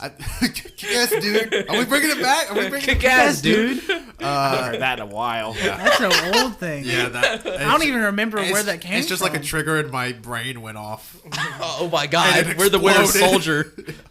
Soldier. Next on the list, which again we just recently did a non-canon Oh, this file isn't me. on this whole thing. Animal Crossing for the Nintendo Switch coming out in 2019. Can we get a? Gotta get it from y'all. All right. Very good. We're all excited for Animal Crossing for Switch. You made Wenzel sick doing that. Yeah, he literally what just the thought. fuck? I mean, again, we did a whole non-canon file on this, so if you want to listen to our in-depth thoughts about Animal Crossing on Switch, go listen to that non-canon file. Came out at the end of November. I love Animal Crossing. But holy shit, I am so stupid excited hyped for this game. It's Animal Crossing on the Switch. I mean, how could you not be excited? It's both Animal Crossing. It's going to have all the best parts of a console Animal Crossing and a handheld Animal Crossing. It's just, I'm excited. Probably my most anticipated game, besides maybe Kingdom Hearts 3 next year. I mean, definitely either number 1 or number 2. I don't know which, but yeah. You know, one's coming out next year, definitely. We don't know if Animal Crossing gets delayed. Well, yeah, Animal Crossing could always get delayed, but rumor mill has that's coming out in the summer, so I think it would be really weird if it had Nintendo better hit us with a direct then. if it had like a 6. We need we always a direct we always get a now. January direct. We Better. always get a January We direct. better. So we'll get If it. we don't get one, I'm coming for you. Okay. I hope you can. Watch out, Tanner. I hope you can handle this. Patrick, why don't you intro this next thing on the list? Yes, yeah. The next item on the list is the game that I'm probably my most anticipated game of the first part of 2019, and that's Devil May Cry 5. Spoiler, I have no emotional connection to the Devil May I Cry don't really series. know much about the Devil May Cry. I've played every single Devil May Cry game. I don't remember the story at all. I've never beaten them. I've always enjoyed playing them, but I've always enjoyed and most important of everything. Yeah. What's Cody doing? He's distracting me. I'm trying to walk and give me water. Okay. I was wondering what he was doing. Characters, I loved how edgy and dark the characters were. Everybody hates like the edgy characters, but me, I eat that shit up. Give me Sasuke, give me Dante, Virgil, Nero, whatever. All Gosh, names you are. know, I mean, I'm going to say this for the major categories, but you could really tell that when you look at the songs on there, edgy as fuck. Because I was literally saying that while I was going through this. I'm like, I know exactly which ones are cults because they're so just edgy. That's just the best way to describe it. Nothing against the songs, because there were some good ones on there. I feel like a fight coming on. I wouldn't even say my music's edgy. If anything, it's more like relaxed and sit back. Well, There was a. Well, Okay. You guys everybody have- their y'all own suck at different relaxing. I mean, there's nothing wrong with it. It's just, Yeah. sorry, we should say this for the major We'll categories. get there. We'll get there. Talk about Devil May Cry. I'm excited for it because I know I know a lot of people that are excited for it, and it looks like a fucking awesome game. Like there's a lot of gameplay out with it. Like it looks really good. Like I am considering maybe picking up Devil May Cry 5 just because it looks good. Oh, yeah. No, I'm going to do the same thing. And for me, like one of the things that always drew me to the series, because my cousin and I, we grew up sort of like playing the game. Like his one of my favorite games of all time, and one of my favorite games as a child was Beautiful Joe, which is made by the guy who made Devil May Cry, and they're kind of like part of this weird canon thingy. It's complicated and it's weird, but the thing that always drew to me just like it was sort of the hyperbolic, over the top style of the game, which is like I love because in the trailer you see Dante like.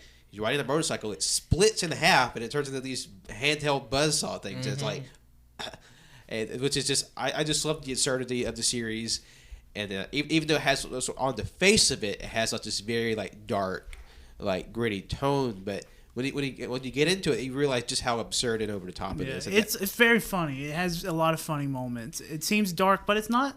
Well, it's pretty dark. It's not that dark, but it's not. But it's also dark.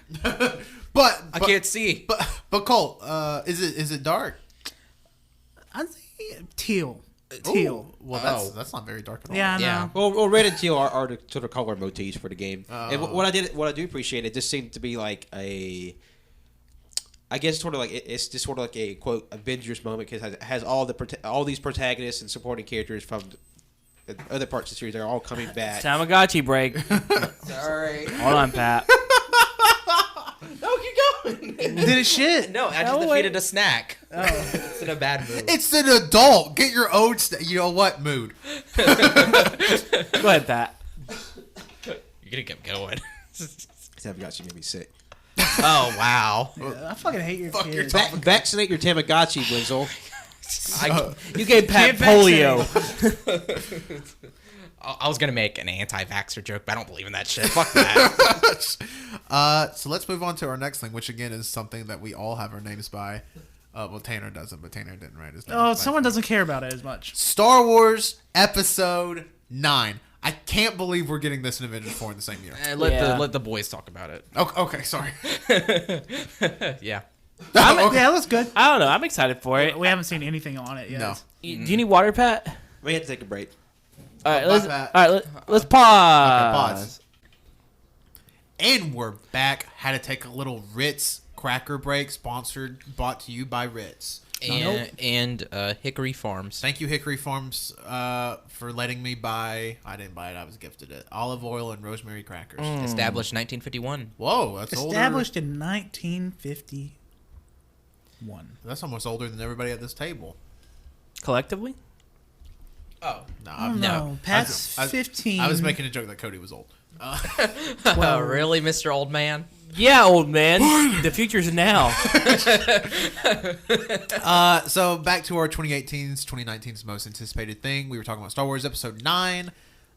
We don't really know anything about No. it, but it's like the end of this trilogy, and I think I can speak for everyone when I say we all very much enjoyed episodes 7 and 8. Oh yeah. I love them. Yeah, like great movies. Star Wars is one of the best series of all time. in my I'm opinion. excited, but I'm not. Movie I mean, I'm not gonna get excited for it until after Avengers 4. Oh, That's just- sure, That's yeah. just Oh, yeah, I can Yeah. only be excited for one thing at a time. Yeah. I mean, I get it's to December. I'm not going to be fucking like fucking Star Wars, man. I'm so stoked like the whole year because again, it's going to come out like probably about a year from. I think it's set for at this time December 20th, 2019. Yeah, some fucking over a year away from the time of this recording. So it's not like I'm just going to be like the whole year. rock hard. for Yeah, Star Wars for a the whole year. Give us a trailer. Well, I wonder if There is a rumor that and this is just a rumor that there's a rumor that we may get a trailer on Christmas Day. Oh, Merry we're Christmas. supposed to get a trailer for that new Jordan Peele movie on Christmas Day too. Oh, Merry Christmas. Ooh, thank you, Jordan. We're still not getting a Spider-Man Far From Home trailer. Yeah. Well, they showed it at like a Brazil Comic Con. yeah. Yeah. Saw It should, that. it should just wait till after Avengers, but we don't control corporate Yeah. Marvel. Yeah. Yeah. Well, I don't. Yeah. Even if they waited for after Avengers, I mean, the movie comes out in July. Like, It actually comes out on my birthday, I think. oh, happy birthday! Wow, Pat. Way to take away from a fucking moment from Tom Holland. Anyways, up next, which again I think is something we are all excited for, the new generation, Gen 8 of Pokemon. Duh, we're excited for that. Yeah, idiot. I really, really want Gen 8 real bad because I didn't get the Pokemon. Let's go. Let's go. Cause I'm not into it. I'm yeah. not into it. But as soon as that comes out on Switch Gen 8, I'm gonna be clapping cheeks What is it? with my Pokemon powers.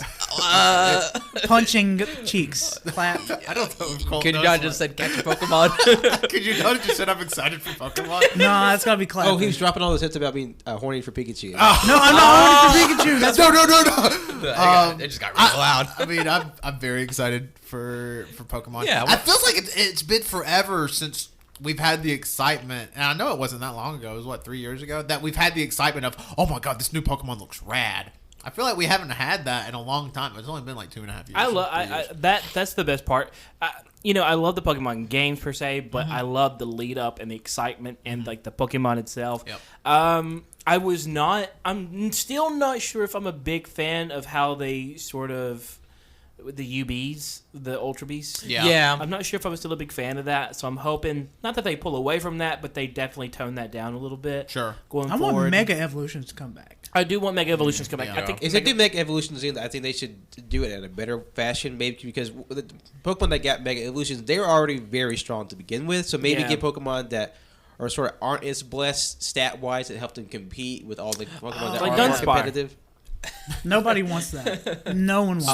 Smirgle, Mega Evolve. I'm at Smeargle. Smeargle, whoops. Torkoal.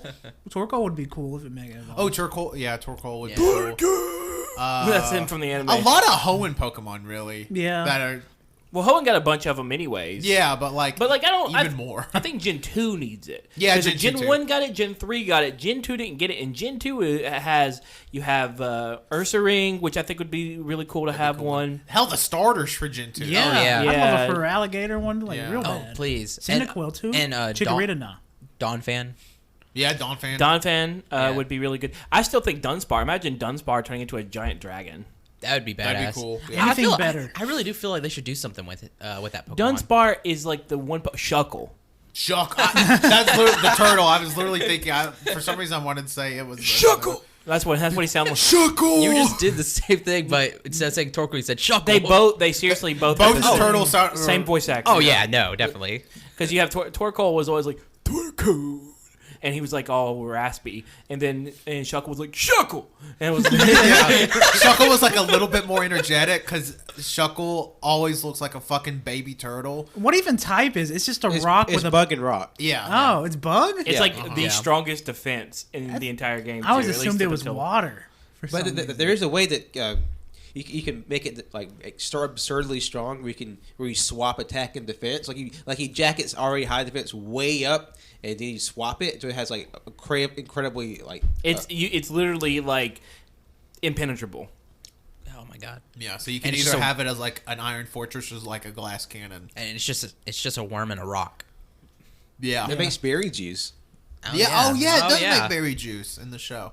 But yeah, that's Wait, what how do you Punch milk? in How ate. do you milk a shuckle? You just rub it.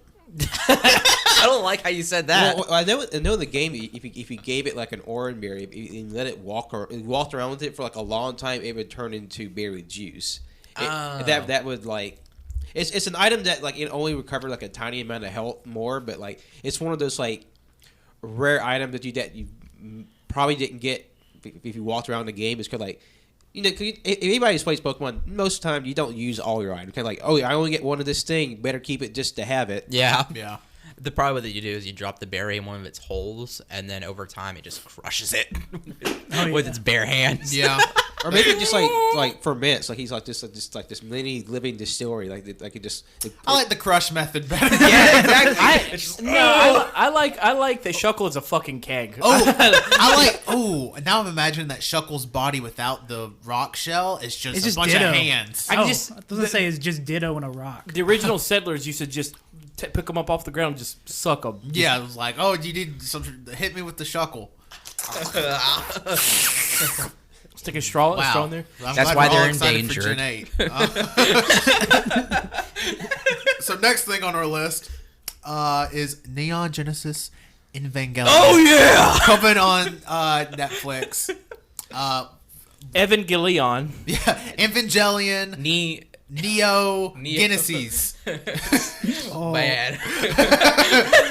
I was mad at myself for saying. No, you got it right. Oh, okay. Yeah, Neon Genesis. I mean, not a lot to say because this is technically an old thing, but It's the same thing, but It's so- I'm renewed. excited for it to come into Netflix because, like I've never seen it, but so I'm excited. It gives me a chance to see it, and B, it gives a bunch of other people like Please, yeah. to go watch it. Like I know it's like one of your favorite shows of all time. It is powerful. Well, It is. Oh my gosh. I'm pumped, and maybe with the new found interest, I know they've been working on this movie forever. Maybe like when they see the surge in popularity of Evangelion stuff, they're like, let's get back to those movies, huh? Please finish it out for fuck's Please. sake. Yeah, I'm really excited for it. Yeah, so that will be a lot of fun. Giant robot. We may have a non-canon for it. biological robot go boom. They're cyborgs. Biological Wow, fucking robot go boom. roasted. I Fred. said can't- what I said. You can't tell. You can't tell. You don't spoil. Oh shit! I sort of did spoil. Oh shit. I didn't think about that. I'm sorry, everybody's Wipe your dead. brain. Men in Black. Men in Black. Oh yeah, we're the also pin. getting the Men in Black reboot next year. Oh, we With do. Tessa Thompson and Chris Hemsworth. Chris Hemsworth. Oh yeah, we do. Oh, that will be good. Maybe. Let's calm down. Well, I like the first Men in Black a lot. Oh I no. like it, Oh. the first and second one. Third Second one, one's pretty good. No, Third one's dog Yeah, trash. yeah. Oh yeah. because the talking dog. Well, And not in the third one. I'm talking about the talking dog makes it the best thing. Yeah. Oh yeah. Isn't it Men in Black International? Is what it's going to be called?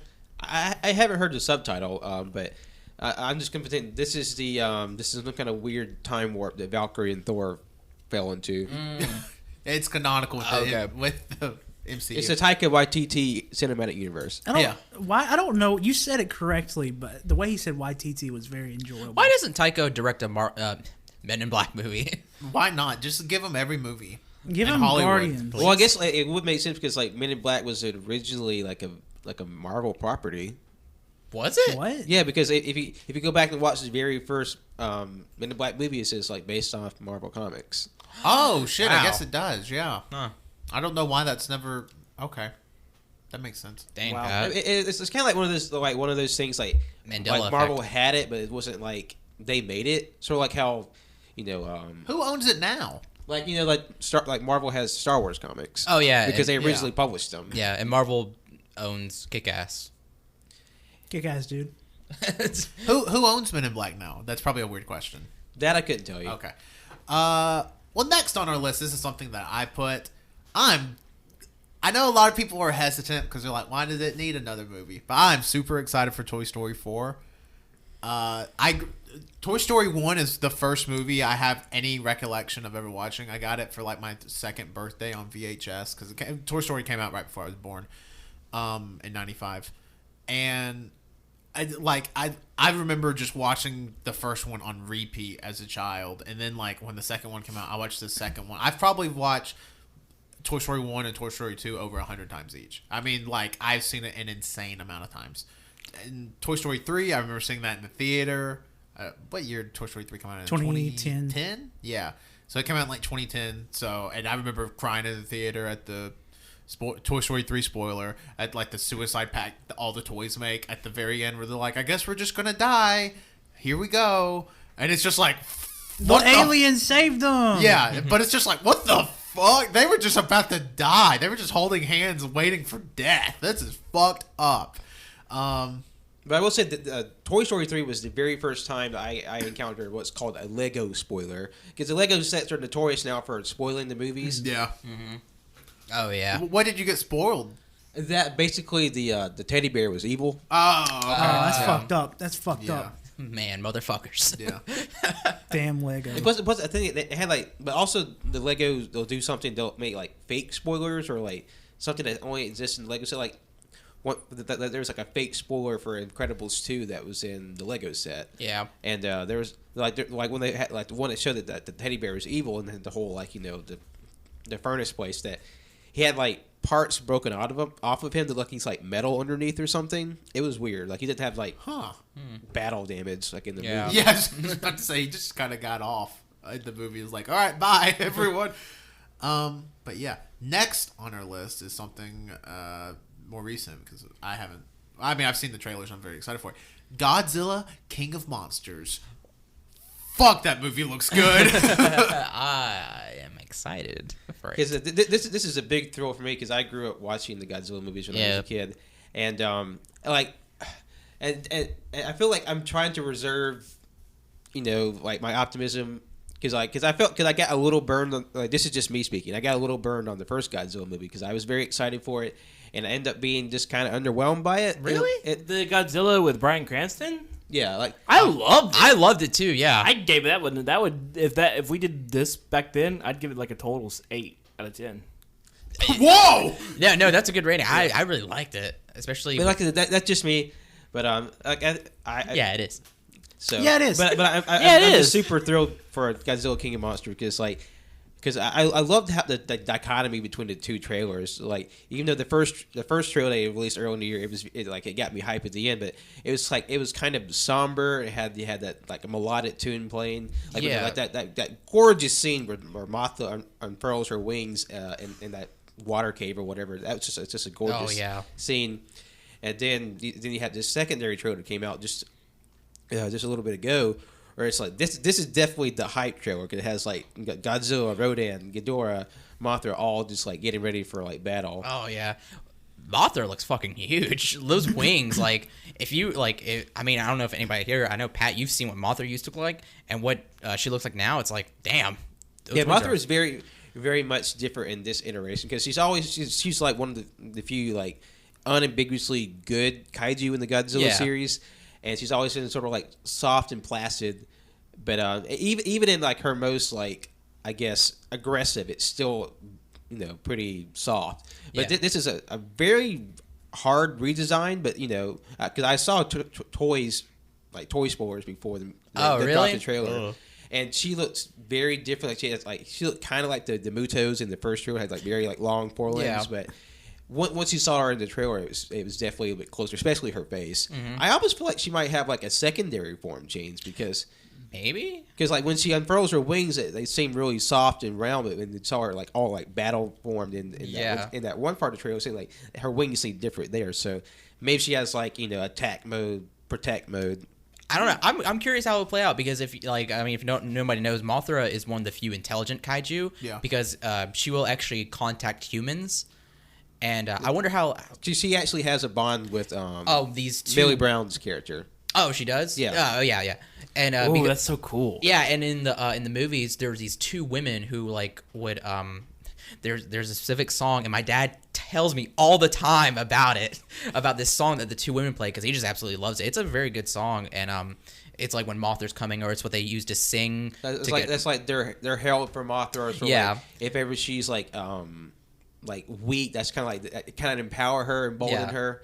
This fucking give me chills. I gotta watch that. I'm fucking excited for this. Because like the song they sing on Monster. Okay, now I remember the name because I don't know why, but I'm just thinking about my dad singing it. He sings it all the time now. Shit. And plus, I'm just really impressed with the scale. Cause you got Godzilla. Everybody knows how big Godzilla is, and there's a kaiju. They're all giant.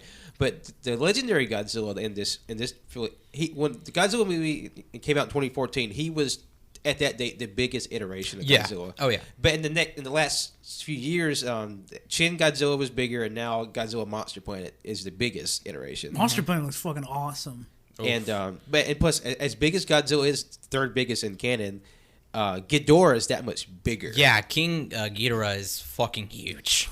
And plus Ghidorah is actually kind of frightening. How evil and bad that they can look. I don't like all of the CGI in the trailer. That's one of the big complaints I saw. I'm really? it's fucking, they're monsters. Do you think they're getting... We gotta get the right cast. Do you think they're getting real ass fucking Godzilla in this? No. They can't use what they used back then, No. costumes. But they are using motion capture for the They're using motion capture, and it looks good. It does look Yeah. good. Like, it looks... top tier CGI stuff. Like that's always one thing that it's so weird. I think we had a conversation about this recently about Infinity War, about people choosing a singular frame and being like, "This CGI sucks. Look at this." And I'm like, CGI is supposed to be looked at like animation. Like animation's going to have. I don't want to say lazy frames, because I couldn't do it. But there's going to be in between frames. In between frames, the blur frames, because that's the shit that bothers me with people who don't really know about animation. Like they pick out this one spot that's this is supposed to be the bridge between segments and scenes. Yeah. They did it with the Pokemon Sun and Moon. Yeah, they did that with that. They did it with Dragon Ball Super at the very beginning. The Naruto pain fight. Naruto pain fight. Yeah, people were complaining about that one section where Bruce Banner's in the Hulkbuster suit. Yeah. But the thing is, though, he's moving, and it's about to... he's literally talking, and it's moving into, Thor's about to fucking fuck the Outrider army. Yeah. So it's of course that looks bad, because it's in motion. Yeah, There's a lot going on. It's literally as he's walking and talking. And, it still doesn't even look that bad. People are this looks awful. Yeah, it was just... don't get me started. That's a whole other rant for another day. But back to Godzilla, something I just love about this new one is how you said, King Ghidorah is menacing. This entire, just movie, just the vibe it gives off is destructive, menacing, because whenever you see Rodan and when he flies, he's destroying fucking cities and he's just flying. Yeah. That's scary. I'm very excited for it.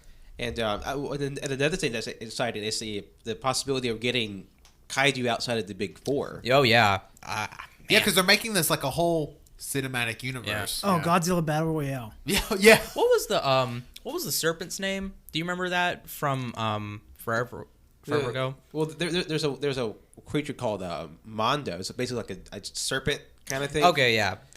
And excuse me, because in the trailer they have a shot of what looks like this monster with several insect legs kind of bursting up out of the dirt, and there's a monster that kind of it's coming up from underneath the mountainside. Some people have speculated the leg creature is Kumonga, the spider. Yeah, kaiju. the Some giant people spider. say the one that comes from underneath the ground is Anguirus. Oh. Yeah, the only reason why I brought up Mondo is because I couldn't remember what it was. But no, I'm curious. What monster would you want to see the most of all? I'd be pretty excited for Anguirus because he's always been a low key favorite. He's one of the few typically good kaiju. Yeah, I always kind of like him to be he's the Krillin. He teams up with Godzilla. Yeah. So he does his best. He has his fans, but he always kind of gets the short end of the stick. Yeah. Which Godzilla movie was it where fucking aliens visited again? But there's a different it's an alien version of what originally already is Alien Gigan. I can't remember what the movie's called, but it's where all the monsters all around the world are fucking up the government's trying to control them. Well, that was probably Godzilla Final Wars, which was literally Godzilla by every single monster in every single movie. Yeah, no, I just remember that. I remember Anguirus was just a little fucking ball. because they had the world government had flying ships, and I just remember this shot where Anguirus just turns into a ball and slams into the fucking ship, and I was like, hell yeah, fuck him up. I don't know shit about the Godzilla Monsterverse or whatever it's called. Is there a giant dog? No, but there's There's kind of there's King Caesar. He's kind of this King's what say that again? King Caesar. Is it like Caesar? It's like Caesar, or you can say Kaiser. I mean, it's sometimes it's Caesar, sometimes it's like literally C-star. Like No, I'm just calling you out, Pat. Oh, that's a dog. That's a dog. because it's based off like the food dog. Oh, the yeah. food lion. Yeah. I feel like he only showed up in one movie. I can only remember him. Wow, Colt, you're under arrest. Wow. He was so the thing is though, King Caesar is way it's on the Godzilla wiki that says that he appeared he looks like Shisa, which is the beast resembling a combination of a dog and lion. Ooh, cool. Yeah. But it looks like he was in he was in Final Wars because that's the first thing that pops up. Because he was in one of the older movies. Mechagodzilla. Yeah, he was in Godzilla versus Mechagodzilla. He was in the movie where all the monsters were on the fucking island, Yeah, Monster Island. Wow, he was in a lot actually. Yeah. So that's Godzilla. We're all very excited for Big it. dog. No. Let's keep talking. No, we're gonna keep talking about it. You know what? This is good. AYCH Godzilla podcast. Let's start it now. All right. What's up, everybody? I'm Tanner. I'm 105. We talked for 20 minutes about Godzilla. I don't know Kaiju cast. shit about Godzilla. Oh, that's actually not a bad idea. Shh. Okay. I don't know what this next thing on the list is. It's a game. Atomic Heart? Yeah. Yeah. What? It's been like it's made by this small studio. I want to say it's Russian. Yeah, Munfish. I don't know if it's Russian. I don't know. I don't but know. they've been like kind of like I don't want to say they've been hush hush about it, but they like there's not much stuff been put out. I know they had like a big demo, but overall we don't know much about it or even about the company. We don't know. They haven't put much out, but pretty much what it is, it takes place in an alternate universe at the height of the Soviet Union where like they're technological, industrial, all that shit. And it's like a cross between BioShock and Nier from what it looks like. Yeah, that's what I'm reading BioShock, right now. Nier, and a little bit of Metro. Let's say Metro. Yeah, Metro. This thing looks fucking spooky. I would never. No. know this. If you've seen some of the little teaser and stuff, it looks really like Awesome. it looks really awesome, but it's also really creepy. I don't know how to explain it because it's very sci-fi, but there's just there's definitely several segments of it where it's just like, what the fuck is this? It's sort of like this, like a Chernobyl sort of thing, where like the radiation causes like these mutations, or it's sort of like that. It's like you play as a you work for the USSR and you're sent to this facility to do to report about it, and you just kind This game of looks gorgeous. it does look but just like just the screen that I was looking at now is spooky. Like this weird zombie cyborg. you fight jacket thing. They talk about the robots and stuff because you fight several robots in there, but there's also zombies. There's weird shit that goes against the law of physics and stuff. Like I don't know, weird beings, because there's a part in there in one of the trailers where there's literally a really furry creature just walking, and it's like it looks like a dude, but we don't know what it is. There's like organisms that are like made from blood or something. I don't know how to describe it. They made a game that was called Luna Park. It was like a Russian like facility that had kind of been opened up. You could walk through it apparently and just see a bunch of things in there. Yeah. So I mean, it's obvious that they put spectacle before anything else. So it's gonna be interesting to see how that plays out. Where was this shown at like an event or something? It was like one of the PAXs. How did I miss this? I don't know. Wenzel and I have been keeping it up, Tanner is sort of. Pissed. I mean, it looks gorgeous. Like I thought it was like some indie game or something y'all were talking about. This is like a full-fledged fucking thing. Yeah, no, it's an RPG. It's Holy It looks amazing. yeah. Yeah, this And game see, I'm looks watching gorgeous. the one where there's a clown robot. It looks fucking creepy. Yeah, it look wow. Okay, I'm excited for this now. No, that looks good. Holy crap. Okay, but I saw it on the list today. I'm like, I don't even know what that is. So I was interested to hear about it, but it looks fucking good. So I'm on board. Yeah, it's definitely it's creepy, sci-fi, kind of zany and wacky. So Which is everything I love. yeah. And well, edgy too, Colt. Colt, you want to go tell us about this last thing? The last thing on the list is Run the Jewels 4. I'm very excited for this because I don't know how he says it. ELP or LP. He announced on his Twitter and Instagram that Run the Jewels 4 is coming out this summer. Yeah, in the we summer. didn't know it really existed yet. Yeah. This was the first confirmation, and we're getting a release time frame. Yeah. Holy shit! It just happened too. I'm Yeah, this really happened like excited. the week we're recording, like this week. It was like on Monday or something. Yeah. I love Run the Jewels. I don't know about everyone. I know Wenzel and Tanner Yeah. like. I love Run the Return of Jewels. the Jedi.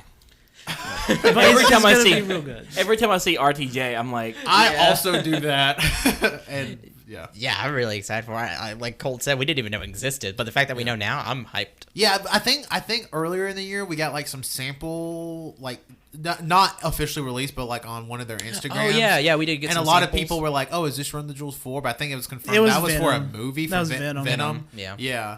So, but I'm very excited to hear Run the Jewels 4. Run the Jewels 2 is one of my favorite Run the albums. Jewels 2 is my favorite of Yeah, theirs. it's But fucking there's not a bad Run the phenomenal. Jewels. There's not.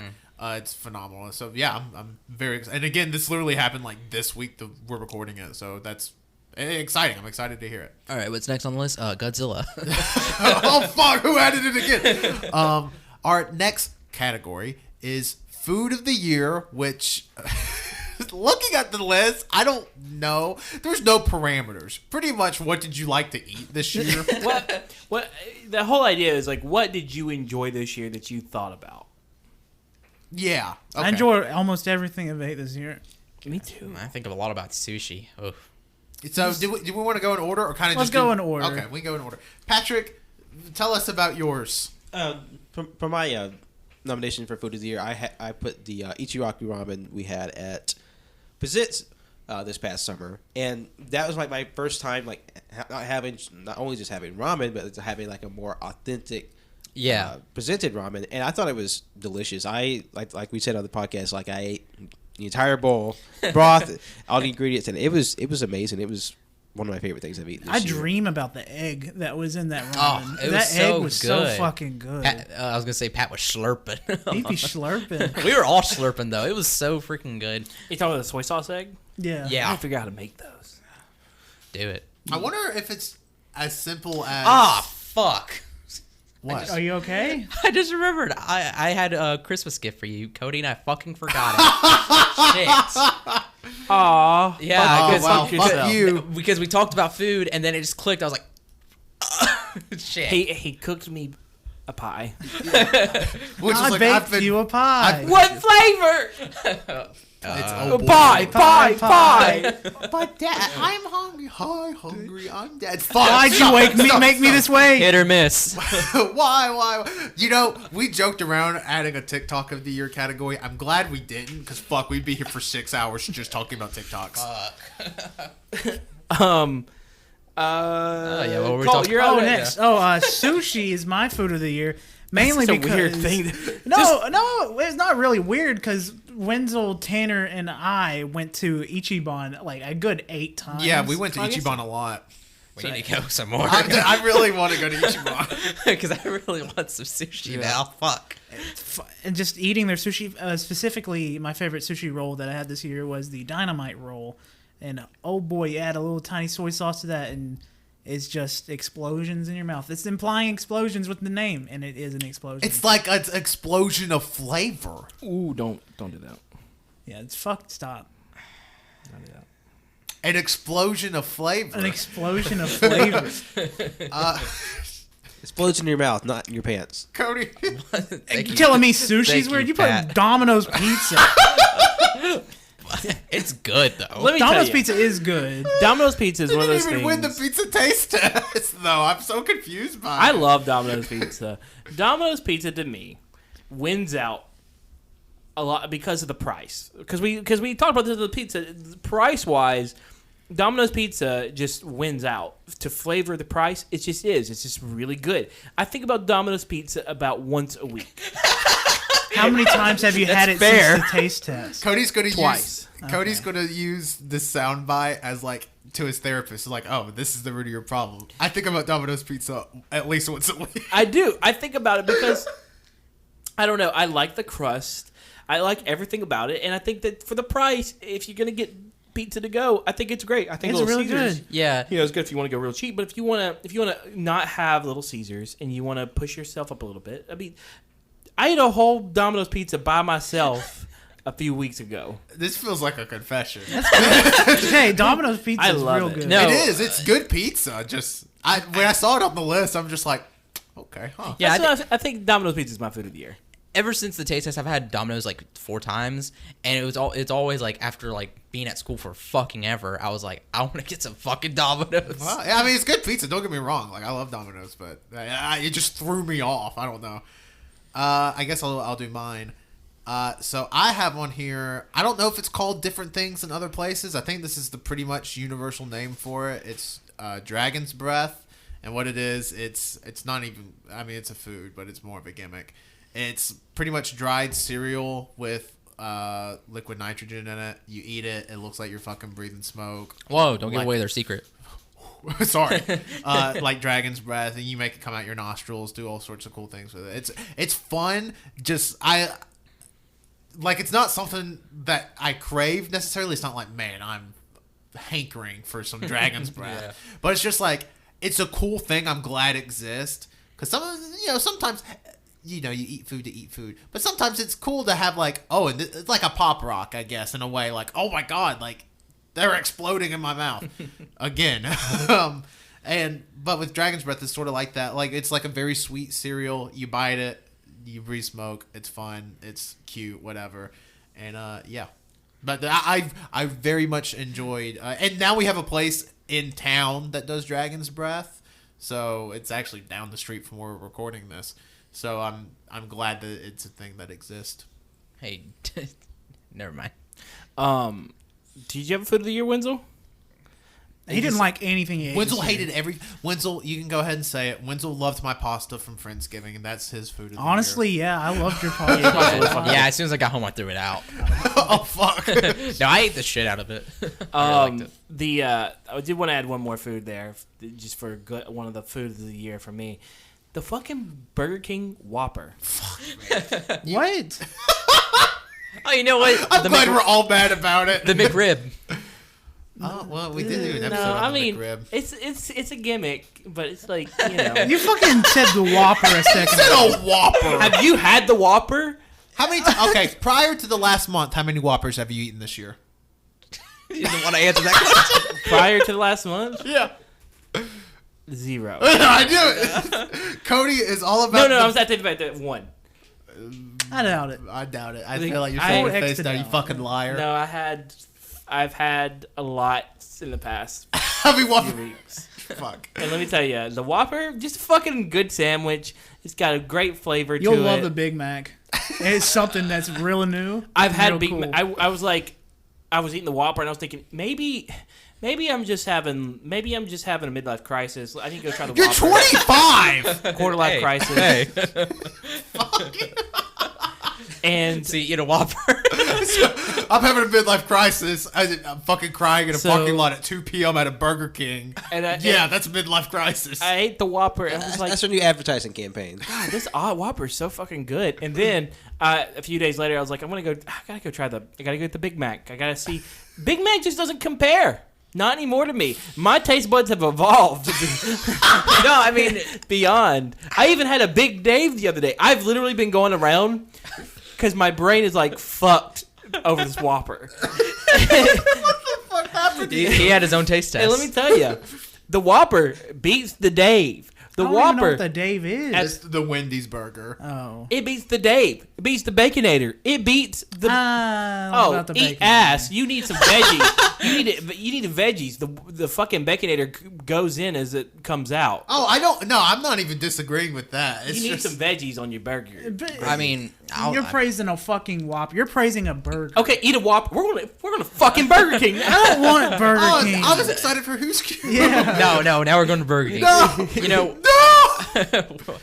I mean, I'll say it too. The Whopper's better than the Big Mac. I've had the Whopper once and the Big Mac once, and looking back on it, I like the Whopper a lot more. The Whopper's so damn. I want good. to preface this by saying I haven't had a Whopper in like 6 years. I definitely. No, it's been a you while. haven't had one since you had the incident. Where you got incident. sick. That was just at Burger King. That the wasn't a incident Whopper. where half I of was in a Whopper. No, that was a fucking breakfast wrap. half of and all I ate living that out things of were spite. killed. Okay, you need to get a Whopper then. Okay. You need to get a Whopper, and then we'll do this later. We'll do Okay, this later. we'll settle this. In my later. opinion, burgers usually just suck in general. In my opinion. My So- opinion. What the I'm fuck a is big wr- chicken what? sandwich guy. Yeah, chicken sandwich wrong with over you? burger all the time. No. I hate Bob's Burgers. What I thought we learned from the McRib, Colt was in the kind of anti-sandwich begin with. I'm not. He big- gets nuggets. Yeah, no, Colt's he's a nuggeter. yeah, no, he's a piece of shit. What'd you call me? I'll- Not you, Wenzel.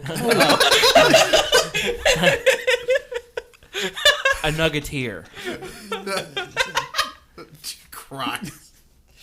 Okay. Our last category for the 2018 Banter Awards, Lad's Choice, which is everything that didn't fall under a previous category that we can talk about. Preface this by saying there was 200 things. No, I'm just kidding. So yeah, go. Patrick, start us off with the first thing.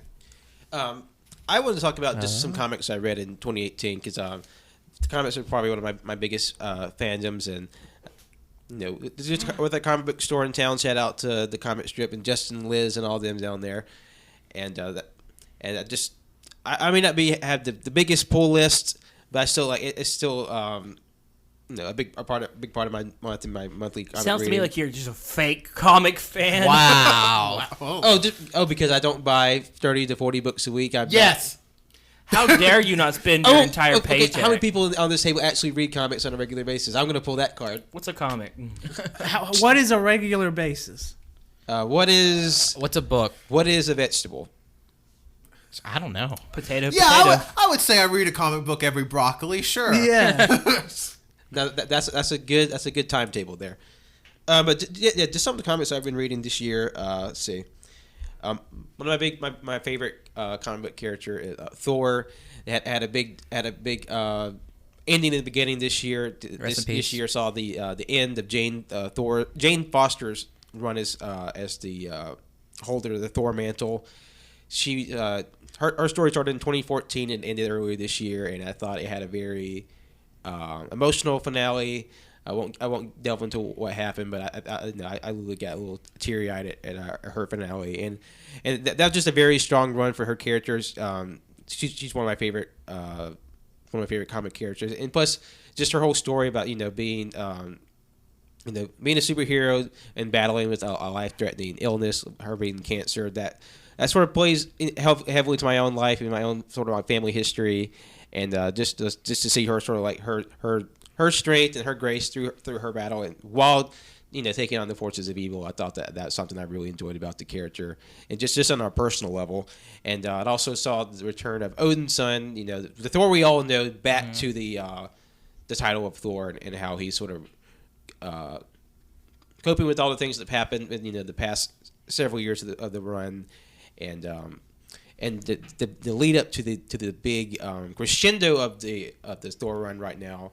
Jason Aaron started the Thor comic as head writer back in 2012, 2014, and this whole time he's been building to this one singular event.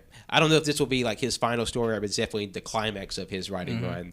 The War of the Realms, where all 9 or 10 realms, as we find out, are in peril of a pan-galactic sort of like war regime. And that all kicks off like next May. Dang, and that has me really excited, and how that sort of affects sort of the greater Thor mythos. Man, I need to catch up. Oof. I'll help you with that. And another comic I've really enjoyed is the Power Ranger comics this year. Oh. And that's put out by IDW, and basically it started off as sort of this. It kind of feeds off from the old TV show, but it kind of runs its own story, and it has basically picking up right after Tommy as the Green Ranger starts on the team, and that kind of builds up to until its big event this year, which was Shattered Grid. It's basically a Infinite Crisis sort of thing where all the other Power Ranger groups all kind of team up together to stop basically an evil version of Tommy. Like he combined his powers of the White Ranger to Green Ranger and become a villain named Lord Draken. And its whole build up, and I thought it was a very strong event. And the secondary book, Go-Go Power Ranger, was basically, it started off as at the early days of the main 5 Mighty Morphin Power Rangers, and how that sort of bled into the greater continuity crisis.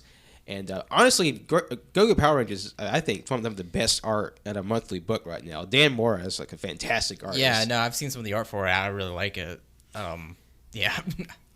And I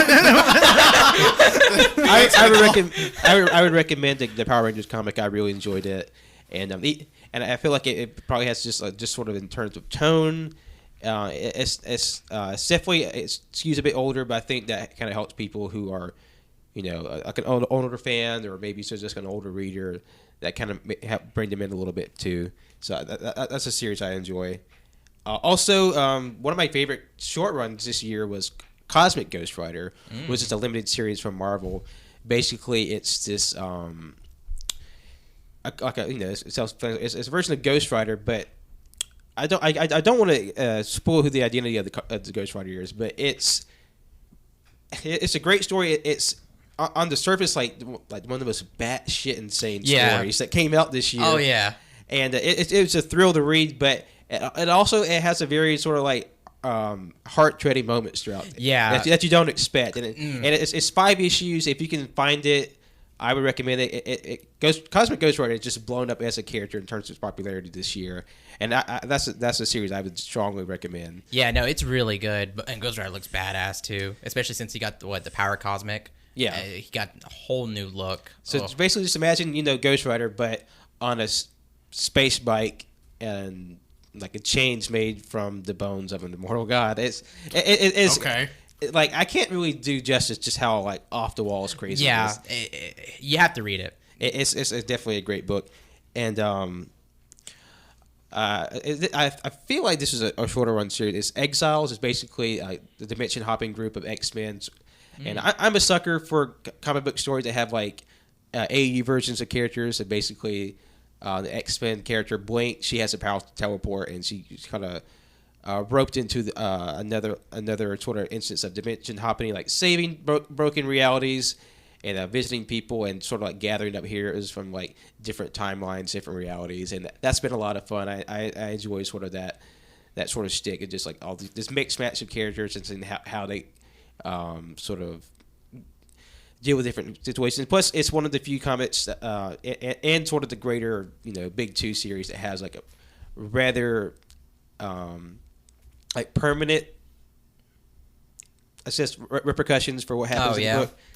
So, and it seems largely sort of removed from the greater Marvel mythos. So, I really enjoyed it. Unfortunately, I think its run might be coming to an end because just looking at solicitations, I don't think it's going to go past further than February next year. So, that might be easier for some people to get on. I think it at least lasts 12 issues, so I would pick it up. You can probably get like 2 trades of that, so that'll be coming soon. And lastly, of the ongoing books this year is Outer Darkness. It's a sci-fi series that started maybe like a month ago, and it's by Image Comics, and it's sort of a grizzled starship captain who sort of has to been forced into like captaining a starship to sort of like plunder the outer reaches of his galaxy. And while it is largely a sci-fi book, it does sort of delve into sort of weird, like otherworldly things. It's sort of kind of a little bit of fantasy, just in terms of like, are there demons in space? What is demons and ghosts, and how that sort of factors in? Yeah. And the art is fantastic. It's done by an artist named AllYouCanHear, and I really enjoy their work. They did a great sort of standalone series about a reimagining of Iron Fist. Basically, Iron Fist was like a young girl. She becomes like the new Iron Fist or inheritor of the Iron Fist will. And I really enjoyed it. It's a great book to look at. Oh. And that series just started. I think issue 2 comes out this month. Oh, we'll have to check that out. So I definitely recommend that. So those have been my ongoing comic reading for this year. I've been just hearing you talk about like Cosmic Ghost Rider makes me kind of want to like dive into Cosmic Ghost Rider. I googled what he looks like. Looks very cool. Yeah. Yeah, he looks sick. Wenzel, why don't you introduce this next thing, and I have something to say about it real I was quick. going to say something about Saga, but Yeah, we have. I'm sorry. Go we ahead. have comics too, I'm Tanner. sorry. Jesus. I'm sorry. Did you really think Pat was the only one? You just see 3 names by the comics. I scrolled down on comics, so I wouldn't forget what the next thing was. So Could you hand me the crackers? Which one? That one. Okay. Oh yeah, thank you. All right, yeah, go. I'm sorry. I was just gonna say Saga because. Oh, wow, okay. Because Tanner's in a rush. I'll just say Saga. All right. I was gonna talk about I Saga, like too. Saga a lot. It's very cool. Latest issue, very fucking something. Not gonna spoil that. No, it ended off. It's not. Fuck. Oh my god, Gene. Saga's not over yet, but they have a year-long break from their last issue until their next one. I was about to say if it went on hiatus or something. Oh yeah, it's going on a high. Yeah, when would that next issue drop? I don't We remember. don't know. No, they what they said the last issue ended. It was really really sad, and they were like Cliffhanger.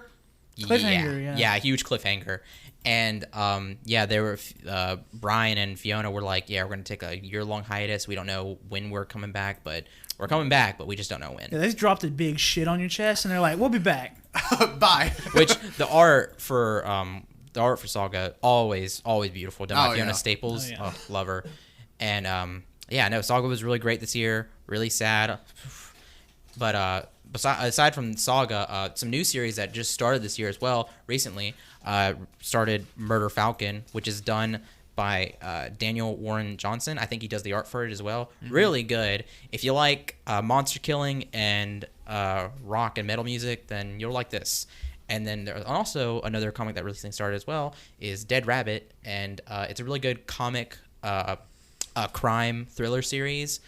And another one I told Colt about as well, it's called Man Eater, and it's really interesting. It also just started too. It's a pretty how cats will have those they'll have those parasites and stuff. So like no matter what, if you're around a cat, if you know somebody who has a cat, if you touch their shit, Yeah. you'll get that parasite no matter what. I can't remember what its name is, but in this comic, Man Eaters, that parasite has been taken up a notch to where all women in the world, everybody has it, but all the women in the world have it as well. And any woman who is going through menopause will turn into a ferocious big cat, Okay. like a panther, a cougar. Okay. Is this based on a true story? No, I'm just kidding. Yes, and it just deals with that being in a world where that happens and No other consequences. no, just that. no. But yeah, no, it's really interesting. I think they're going into their third or fourth issue right now. So yeah, it's a series to keep an eye on. All those are you should keep an eye on. That's a very interesting basis to do your story on. Like, okay, that's a thing that will happen. And a completed series that I read as well. I read Superior, which is a story about a kid who's dealing with I can't remember what disease, but he's pretty much like disabled. He can't walk. Yeah. And he can barely move his fingers and stuff. And it's about a kid who has those issues, and then a space monkey visits him one day and gives him a wish, and his wish is to become the famous superhero Superior. Oh, okay. And it's really short. It's like 7 issues.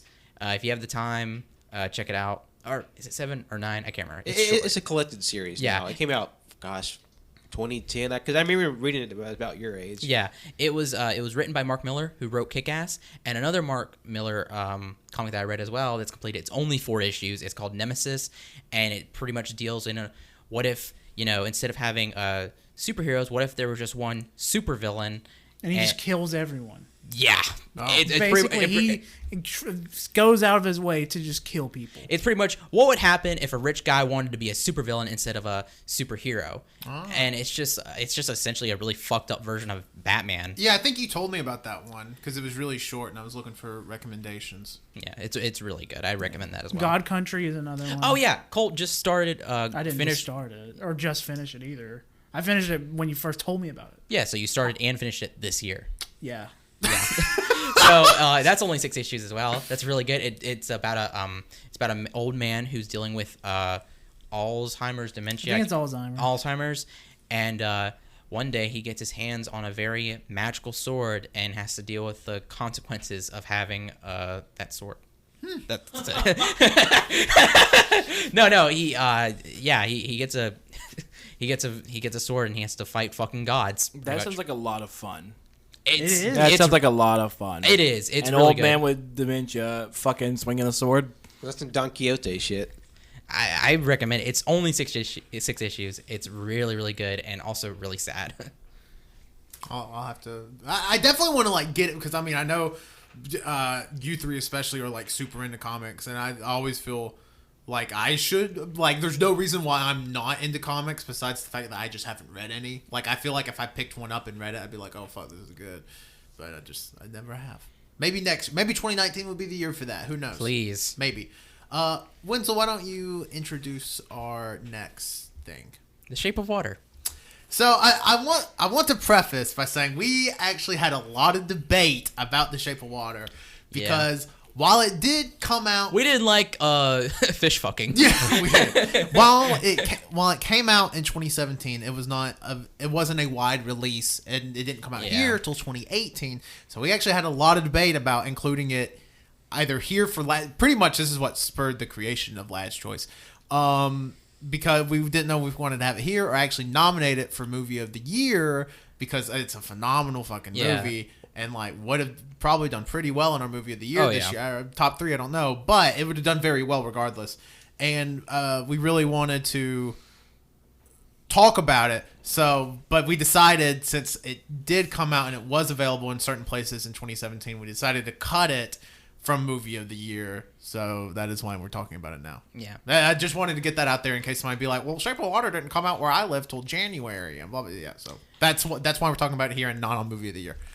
It's really phenomenal. It's a phenomenal movie. It's probably my favorite movie of all time. It's so good. Wait, really? Beat Blade Runner? Oh no, one. Have you ever seen Rugrats in Paris? It's one of my favorite movies. It's one of the favorite movies of all time, but it's not the best. But it deals with so much aside from her being in a fish. Well, that's the thing. I think that's the meme for a lot of people that haven't seen it. It's a really easy thing to talk about. The movie's not just about fish fucking. It's not fish fucking the movie. And I mean, that's on the surface, it's like yes, you have two weird people and then their love and then the government trying to get them. It's like, but on the surface, but like it deals with a lot more than just that. Like it's a true like great love story. It's a great. I don't want to. What's the word I'm trying to? It's very suspenseful. Yeah. Like there's a lot of very tense moments in that movie. Oh yeah. I just remembered we saw this movie as part of a self-imposed double feature. We saw this and saw Black Panther on the same day. It was great. That was a good day. Yeah. Okay. I just remembered that randomly. Yeah, but this, I mean, Shape of Water, again, I've only seen it the one time. I only saw it in theaters. But I mean, it's the sound design is great, the visuals is great, the actual fish looks fucking good. The asset, I don't think they actually gave it a name. It's just called the asset. Yeah, the asset. And I don't know the man who does it, but he always does like most of the monsters. Guillermo del Toro. Yeah. No, the guy that plays the fish. Oh. Yeah. Doug Jones. Doug Jones. Yeah, he did a really good job, and he looked really good. Yeah. With all that makeup and prosthetics on and stuff. Really good design. I really like the fish's design. Guillermo del Toro spent thousands of his own money to make that fish as attractive as possible. Oh yeah, I'd say fish. It's an amphibious man. So it's a fish man. He's a god. He is a god. Yeah. Oh yeah, he's which a was river so god. which was so super badass at the end. Whenever what's his name? Is it Shannon? I can't remember the actor. Michael Shannon. Michael Shannon. When he's like, "Fuck, you really are a god," and then gets throat cut out. Yeah, it was pretty good. It was really Spoilers. Yeah, let's try not to spoil it too much. We preface the spoilers. we can but it's a great movie. Definitely go see it. I like the dance And scene. also another thing to be excited about. We get to see how the spiritual successor to the movie come out this month. Bumblebee. Oh yeah. Oh yeah. about a girl who falls in love with a giant robot. Which, from what I've heard, it's really good. A lot of people say Bumblebee's pretty good. I'm really I mean, every excited movie for it. John Cena touches turns to and gold. there's also a lot of people already commenting on their attractiveness towards Bumblebee now. Hell yeah. Man, you know what? Whatever. It's a fucking car. You can fuck a car. There's no laws. Yes. But I should also say I like the dance scene in The Shape of Water as well. The dance scene's really good. Yeah. Really good. There's a lot of just like great singular moments in that movie, and it's a. I mean, Classic Guillermo. Billy and the Bull. Guillotine. Guillermo Guillermo del Toro. Guillermo it's a del great Toro. movie. Good movie. Great. 10 out of 10. Yeah. Overlord. Oh, the next one, Overlord. Don't spoil anything. Yeah, 'Cause I wanna I was see it. fine. I know nothing. Nobody here's seen it. This It's a is harem. This is truly lad choice. It's gosh, I'm trying to think. I think I saw it Thursday or Wednesday before. It was the day of Thanksgiving. Oh yeah, it was the day of Thanksgiving. I saw it and I really enjoyed it. It was pretty much Nazi zombies, but it was really good. Music was great. Sound act. You're talking about the movie, not the anime. No. Okay, because the anime's a harem. Okay. Thank you. No. I mean the monsters look good. Sound design was good. Well, the theater we saw it in, and I don't know why my dad does this, but anytime like I don't know why he doesn't want to go to the Cobb, but for some reason he doesn't want to go there. He wants to go to the theater over there in Bessemer, or by McCalla. The rave or whatever it's called, premiere. Yeah, and it was just something that was not fun. Was that whenever the title came up on the screen, a lot of the scenes were cut out, like parts of the scenes, and I knew there was something wrong because whenever it showed Overlord, you could barely see the O or the D, so it just looked like Verlord, and I was like, huh. Wait, so the movie wasn't formatted? No, it was not. So that kind of irked me. I was like, I wonder how much of the movie I missed. You should have gone. And got a you didn't know refund. it till the end. No, this is at the very beginning. But You should have gone to them. I would have literally gone to them and just raised hell until they either fixed it or gave my money back. Isn't that theater just to suck's ass, though? yeah, I mean, Yeah. but my dad was always like, let's just go there. I'm like, why do you want to go there? It is farther from your house. I know. Well, usually, if he has to go that way, but we didn't really have to go that way. Yeah. But for some reason, he was like, let's just go out there. I'm like, And again, why? way further from your house than. yeah, I don't know. I guess maybe he thought that it would have been more busier in town. Yeah. But then, Yeah, but probably then, wouldn't I think he just has heat from the Cobb Theater. He's just not telling you about. It's like I got a duck Cobb for like 6 months. your dad is avoiding the Cobb. see, he did the same thing too. Whenever, This is a real Tuscaloosa problems. yeah. But anyway, yeah, no, Overlord was really good. Really enjoyed it. It's obviously not the best movie ever, but it was still good enough that you can enjoy it. It's like an 8 out of 10. Yeah. Yeah, pretty good. Next thing on the list, I put DDT W. Wow. Dramatic Dream Team Pro Wrestling, or DDT as most people call it. So this year, I don't know if you can guess, I haven't watched a fucking 100th of the amount of wrestling I usually watch in a year this year. But the one promotion I have kept up with is DDT. It's a promotion out of Japan that pretty much, I don't want to do it disjustice by having a bad description of it, but it focuses a lot on comedy and funny stuff, but also still has really, really good matches. They mix in the comedy very well into matches. And the matches that don't need comedy don't have comedy, and the matches that don't have to be good are very funny. And it's really cool. And the reason I put this on here is because also Winslow and I are going into New York. What? New York. Yeah, surprise. Winslow and I are going to New York WrestleMania weekend, and one of the shows we're going to is the DDT show in America. I think it's what they call DDT in USA or something. And I'm very excited for that. I've been a fan of this promotion for almost a decade at this point. So, and this is their first show they've ever ran in America. So I'm very excited that we get the opportunity. DDT is, I think, the only wrestling prior to us actually going to shows I ever showed anybody. I mean, besides Patrick, of course. Anybody here? It was Kota Ibushi wrestling Yoshihiko, which is A blow-up doll. a blow-up sex doll, but it's fucking phenomenal. I've seen that twice. Yeah, Because you showed it to me, just you and me, and then you showed it to Cody. Yeah. And I was a fan. Yeah, I mean, a lot of wrestlers try to implement comedy in their wrestling, and it sucks shit, and it's bad. But DDT is the only promotion in the world that successfully combines comedy with good serious wrestling, and also really good storytelling. What am I in for? Dude, I don't even know what I'm in for, and I've been watching it for a long time.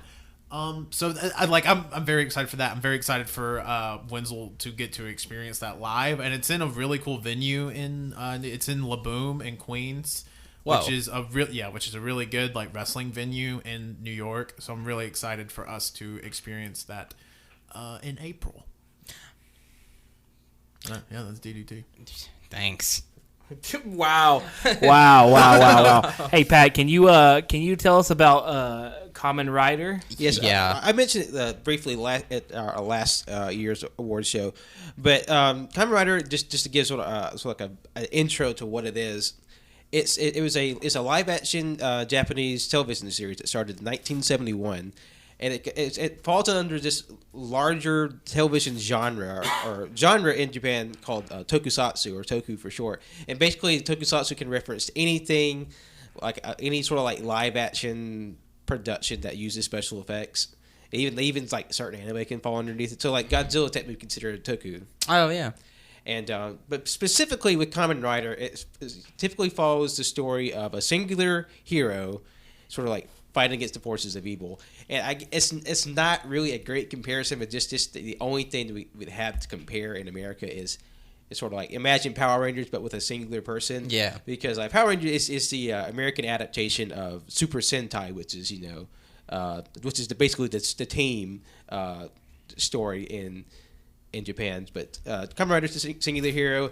It started in 1971, and each season they last about a year. They're all for the most part in different instances, self-contained. Each has a different theme each year, separate to itself. And it ran from like 1971 to 1989. Before it kind of went away for a while, and it came back in the year 2000, and it's been consistently making series ever since. Oh wow! And then this is the year that my sort of appreciation of Kamen Rider and my fandom really took off. Kamen Rider is one of my top fandoms right now, and it started. Excuse me. I first found out about it in 2009 because up until this point I've been sort of more focused on Super Sentai, and just for this year I was able to really delve deeply into Kamen Rider. And for the first time, we have legally streaming Kamen Rider series in the States, and that's Kamen Rider Amazons, and that appropriately on Amazon Prime. Yeah. Oh, wow. I was gonna say it has to be on Amazon. Hulu Plus. The two seasons are currently up for streaming, all 26 episodes. The only hitch is it's probably not I guess maybe I don't say not true, but like it's definitely a different version. Amazon's is definitely a more mature, adult-oriented version of Kamen Rider, because Kamen Rider is ostensibly it's a children's show, but of course, like with anything, adults can love it. They don't have to grew up watching it. People can get it at any time and have an appreciation for it. I was 19 when I first found out about it, and 28 now when I really got into it in depth. So. You're 28. What the fuck? Did not see that coming. So, but it's something I really enjoy. It's just a lot of fun to watch. All the characters, each season has a different gimmick, a different sort of like theme that they sort of build their sort of like powers and stories on. Because the way it's staggered is that they have Sentai and Kamen Rider playing at the same time, playing concurrently. But Sentai usually starts in the fall, usually like late summer to early fall, and Sentai usually starts its new season in the winter, like January to February. And the two seasons that were out this year was Kamen Rider Build, which is a story about a scientist who sort of has to unlock the secrets of the world because due to a snafu in space, walls have sort of erected in Japan and sort of like separated each sort of, I guess, province of Japan into itself. Yeah. He has to find a way to sort of break down the walls, and his gimmick was he would take his powers from taking the composite energies of two things, an inanimate and an animate object, basically like a plant, like a living thing, like an animal, and like an object. And his default form, he took powers from a tank and a rabbit. Mm-hmm. Which looked sick. And that actually bought a replica Kamen Rider belt. You did it, didn't you? You did this for the what was it, the Pat Cast 2? Yeah. Gosh, such a I showed it off, and it's one of my favorite toys, and it's a great collector piece. And what I'm excited for next year is apparently people have done some digging. That apparently GameStop it started in February, toward the end of February. They will be selling like the higher end figures of Kamen Rider, which I'm very excited for. And Pat's also buying a costume next year. And Pat is also Kamen Rider. I mean, yeah, Pat literally puts on the belt, fucking turns into Kamen Rider. Yeah, I don't know if he says it's a child's toy, but he can beat the shit out of any of us. Pat's like rabbit, tank, boom. He gets super strength immediately. Yeah, I mean they actually use I think they use like the toy version of the belt in the show itself. I mean, they definitely always have like the better version, of course, in the show, but it's nearly identical because It's very close. and like I said, it's one of my favorite toys. It's a great thing to have on your shelf, and I'm actually very tempted to buy the belt for the series that's out now, which is Kamen Rider Geo, and it's an anniversary season. The main character. He's destined to be a despotic overlord, but a time traveler comes back in time to sort of to keep him from becoming this evil overlord. And basically, the gimmick of the season is that he goes back in time to meet the other writers for the past 20 years, from like 2018 2000 to 2000, sort of like. Basically, she wants to inspire him by seeing the heroic acts of all the other Kamen Riders to say, like, this is what you could be. You don't have to be what the thing that people will say you will be. That's basically her journey with him, is to sort of to keep him on the straight and narrow. But of course, there are people from the future who want to steer history in the way it will be. So you have the people that want him to be the evil overlord, and so there's a dueling nature. And his friend, that's another time traveler who wants to assassinate him because basically the evil overlord killed everybody he knew. So his friend is also a writer, and it's like I will basically like if you fail time traveler girl, I will kill him. I will use my writer powers. Wow. What a friend! I mean, who among us here doesn't want to assassinate one of each other? That's true. So, and Wait, no, I do. so that's my piece on Kamen Rider. It's just a show I thoroughly enjoy, and I just really want the boys to watch it. I think they'll like it too. I'm thinking about it. I really want to get into it. Maybe. I don't know. I don't know. Because I retweeted something on my account the other day, basically of a scene from Build, and Cody sent me a message in the group. It was like, that was fucking badass. Yeah, and then It was pretty cool. And then we all sent a message saying, "Take that shit down." It's bad for the brand. For the brand. No, there's this one place up there in the mall over yonder that sells We're dancing around copyrights here. that sells Gunpla kits and stuff, and they actually had a kit of Kamen Rider, his tank rabbit form, and I was really fucking tempted to buy it. Oof, it looks really good. How much was it? $40. $20 or $30. It was pretty expensive. Wowee. And it's a small kit too. Yeah. And I'm just like, why do you fucking do this, people? Give me life size for $30, please. But then That's probably like good $300. but then the person was also really nice whenever I brought up Colt's gift. All right, Wenzel. Let's pass on to you. Some good old books. Woo! I don't read, so. I can't read, so you just describe the stories. I can only read French. One book I read earlier this year, and I let Tanner borrow it, and I've been meaning to let him borrow it, but I finally did, even though I finished it over summer, was They Can't Kill Us Until They Kill Us. It's by Hanif. I don't remember his last name. It starts with an A. I'm really Some sorry. fan. But it's essentially a collection of essays that topics range from music to most recent events in the news in the world, and it's just it kind of like that connection between music and pop culture and just culture in general, and it's really good. I really enjoyed it. It's probably my favorite of 2017, favorite this year, because I didn't read it until this year. And and then another book I recently just got done reading was Erotic Stories for Punjabi Widows. I saw you read that. It was a really... Barnes & Noble is having a special deal where you buy 2 paperback, get 1 free. Yeah. And I saw that, and I was like, I really want to check that out. And it was really, really good. It was funny, heartwarming. Talk about a lot about sex, obviously. But that just added to its charm. And it had a little bit of mystery in there, too, which was really a nice little touch. Wenzel's going to go see Aquaman just for Jason Momoa. I can't recommend it enough. It was really good. And another book I read as well, Pale Fire. Fuck. It's by Vladimir Nabokov.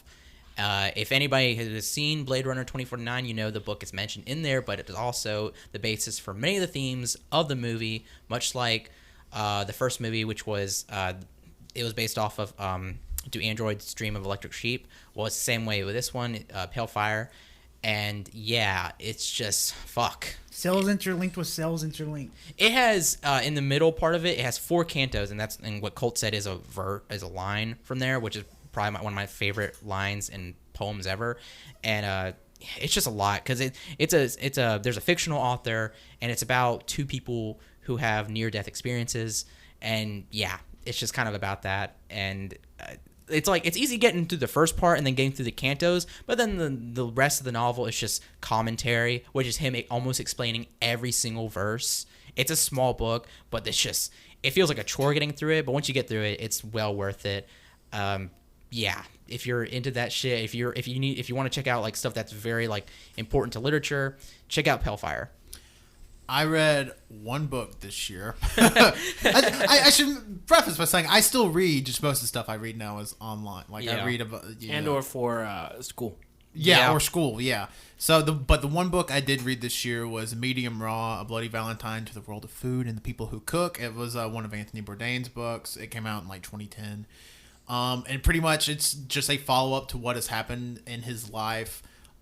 Between the first book he wrote and like getting famous because of that first book, and getting like the Food Network deal, and then getting his own show and blah blah blah and all that stuff. And it's just really good because it goes into such detail on it goes into a level of detail on food that I didn't even think was possible. Like there's whole 2 or 3 page explanations on this one dish he ate at like this underground secret society place in New York. It's like the very beginning of the book. He's like, 26 of the culinary elite meet at this one restaurant, and we ate this, and it's this type of bird that's illegal to eat, and it costs like $600 a piece.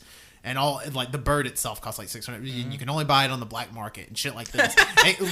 like swear and like. It goes into this level of detail I didn't think was possible with food, and it's just it truly is like a love letter to food, but also sort of like a fuck you everybody that's involved in big name food because you're all kind of suck. Like he goes in on a couple of people on Food Network at the time. Again, this came out in 2010. And yeah, it's just a very fascinating read. Yeah, and I would highly recommend it if you like the world of food or anything like that. There was another book I forgot to mention as well. It's called Fox 8, and if anybody has seen Watership Down, it's kind of similar to that. Okay. And it's just essentially like a children's story, but it's for adults, and it's very dark. And there's little drawings in it too that are also childlike. It's really good. It's very short. It's not that big. I'm doing. I don't know what you're trying to do. Whistle's like not that big and held his hands like pretty far apart. It's very short, very good. It's very funny. I think there's a part in there, no spoilers, but it's about a fox and You're lying. And the fox says no fox.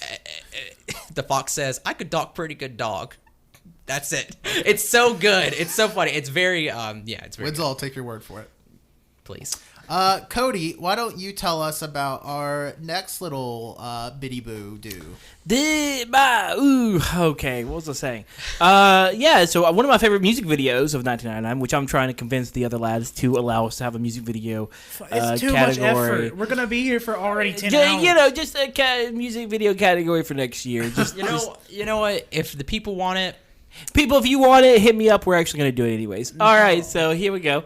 I really liked the music video for the song 1999 by Charlie XCX and Troye Sivan. It is very 1999, exactly like it says. It's got Dancing Baby. I love that Dancing Baby. Yeah. So Shout out to all the Ally McBeal fans. One of the interesting things that a lot of people don't really think about is the fact that each generation or each decade per se, or even portions of decades where like there's a huge cultural event happening, they each have a particular style. And these styles are reflected in a lot of the pop culture that comes through. And a lot of that comes down from high art. So basically, the same thing with fashion shows, how you see high art you'll see like people wearing like these like people wearing trash bags and shit.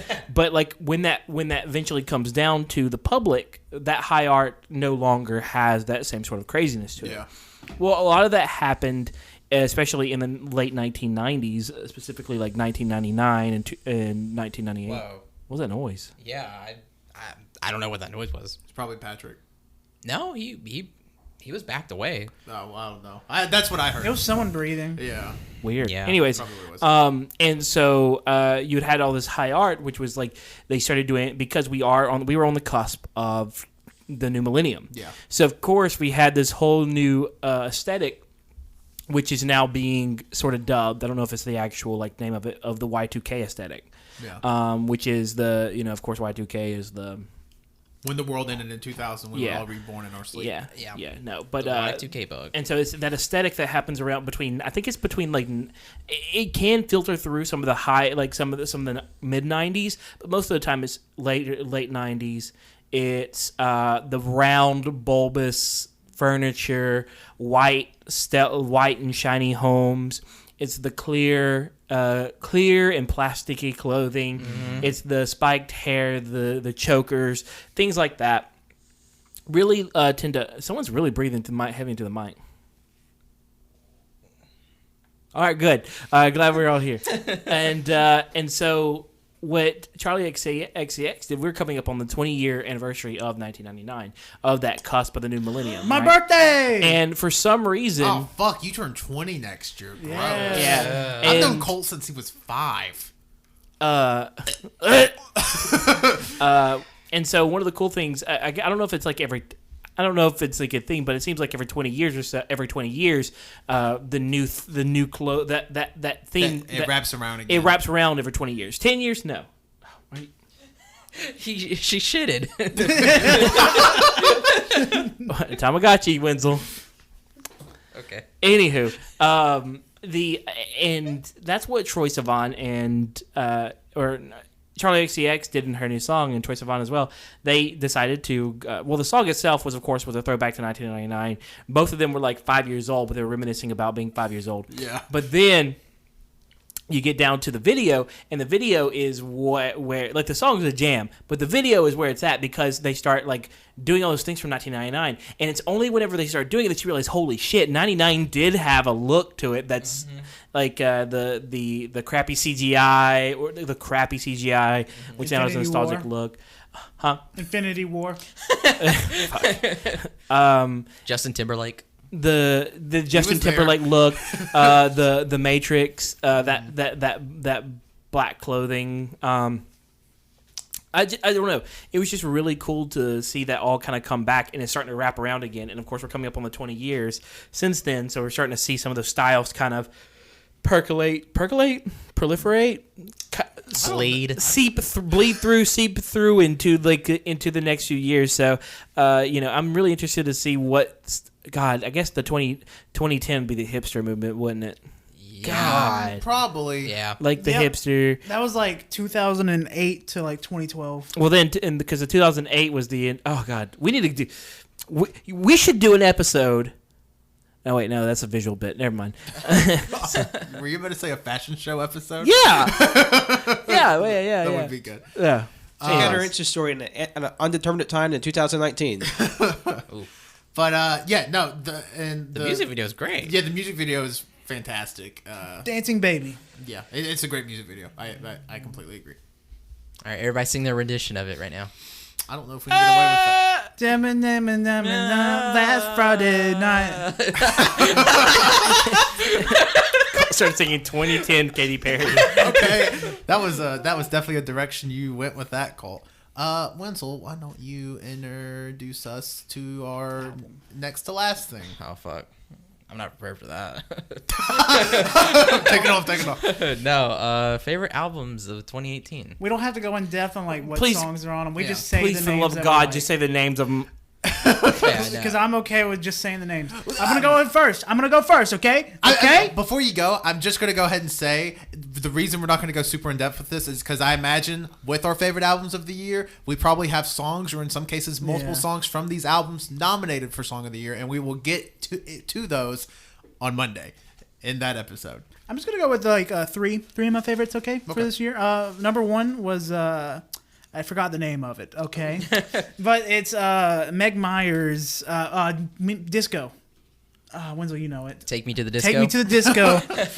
And that was a really good album. I don't know if it's my number one. I don't really have a number one album because there's a lot. I thought of you really liked good Gorillaz. I like Gorillaz a lot. I was gonna say after that. Okay, I was gonna say that Gorillaz is a good album, but it's not like one of the best albums of the year. It's not as good as the album last year. No, it's not as good, but it's still good.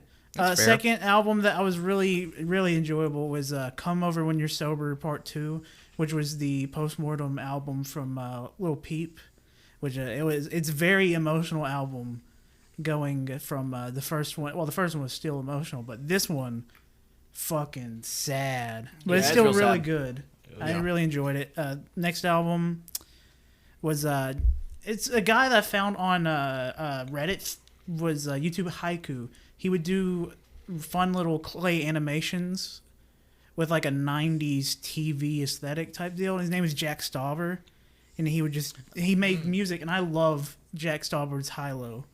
Those are some of the 3 albums that I really like this year. Even though I have like 10 written on a piece of paper over there. Thanks, Colt. I have one.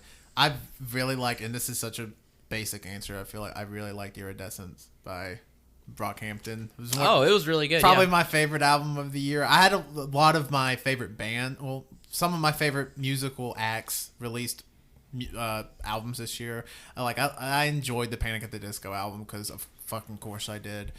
Fall Out Boy even released an EP this year that was actually pretty good because it had a song on there that they recorded in 2008, so that's probably why it was good. But that Brockhampton album I think is just phenomenal. I love that Brockhampton album a lot. So, but again, we'll get into it more. But if I had to choose, that would probably be my favorite album of the year. Did you want to go, Cody? Oh no, I don't have Cody one. was just staring into space, and Wenzel was just looking at him. No, I don't have one. I mean, we live in the age where singles are as important, if not. I mean, like there's songs out there that are singles that don't even have an album to attach to. Yep. And so I don't really look at albums per se. I do like it because most of the time there's very rarely an album that whenever the whole album drops that I like more than 3 songs on the album. A lot of times, they'll get one. They'll get one song and out of the whole, like something outside making that noise. No, I mean, something is right now. Something is right now, but it just started making that noise. Let's just go. But yeah, so I don't really have anything. I do think it's not. I guess it's not a 20. Do I have to do a 2018 album? Yeah. Okay, well, never mind. Because I mean, I really have enjoyed Yaji's EP from last year. Yeah, We've no, all it was listened to that it was a really lot. good. Yeah, I love her cover of Passion Fruit. Oh god. Yeah. I love her cover of Sorry, Passion Fruit. Sorry, there was a burp coming up. And That it was was really Cole just weird. did a Justin. But Yeah, kind of. Yeah. but Pat, did you have one? I know we skipped over you. I'm just gonna go last because I have a lot, but I'm not gonna go into detail. Pat's like, oh, here's my list of 150 albums. I just want to get the correct name on an album that I listened to earlier in this year because I listen to the artist a lot at the top of the year, but I don't know if they had an album that just dropped this year. So they didn't have an album that came out this year, but I discovered it this year, and it was Dead South. I really liked their Illusion of Doubt album, and I listened to them a lot at the head of the year, and I really enjoyed them. But as for like a band or an album that came out this year, like I don't have I'm not like the rest of the boys. I don't have my finger to like a lot of the pulse of like a lot of really like big name like current name people. So and that's fine. Everybody has their own sort of taste in music and sort of depth into the music scene. Cody's digging into his asshole right now. I was trying to not pay attention. yeah, no, my back and butt are hurting. He's digging in there. Why are you digging in there? I'm trying to massage it. And not in my crack. You're in there. You are in there.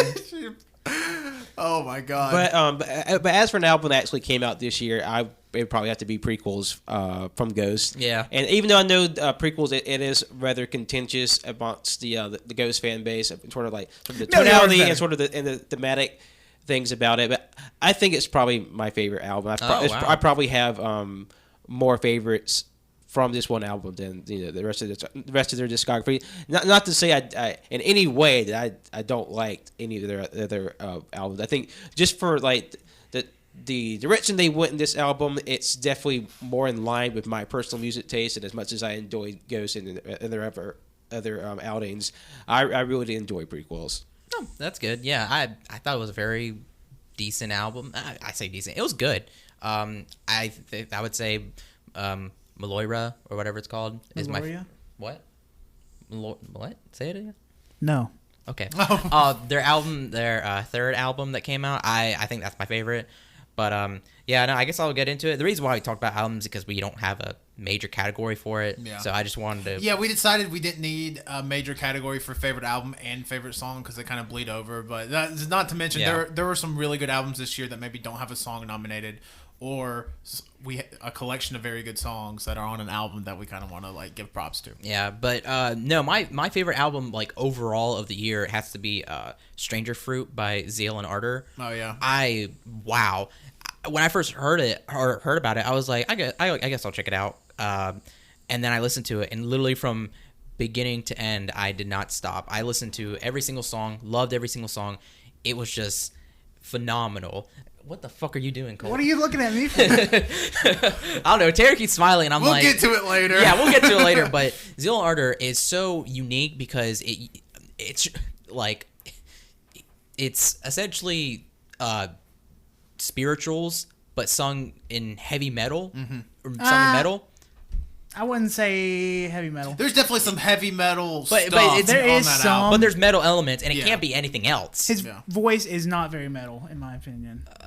We'll get to it later. Whatever. Anyway, yeah, it's very good. It's very experimental. Like, I mean, where else have you heard spiritual sung like that? Yeah, it's just really good. And from what I read about it too, with the way he's because he had another album come out before, but pretty much the storyline or the theme he's trying to go with is like, what if like slaves, instead of worshiping Jesus, they worship Satan instead? Yeah. Which I just think it's badass. So I really enjoyed it. Very surprised by it because originally my favorite album was going to be No More Orchestra's album that came out this year, Sex and Food. I really liked it, but then upon further review, I was like, it's okay. But yeah, no, some runner-ups would be A Laughing Death in Meat Space by Tropical Fuck Storm, Virtue by The Voids, Harudasura by Harune Muri, I think was how you pronounce it. Prequel by Ghost, Lush by Snail Mail. We actually saw Snail Mail live, which is really awesome. They were really good live. Really good. Soil by Serpent Feet, Iridescence by Brockhampton, of course, FM by Vet Stables. Yeah, that's a great. You're the Snitch by Death Grips. And yeah, there's a lot of albums I really liked. I didn't actually put any songs from Astroworld on the Song of the Year thing, but no, I really like Astroworld by Travis Scott. And yeah, no, those are some of my favorites. There was a lot of good music this year.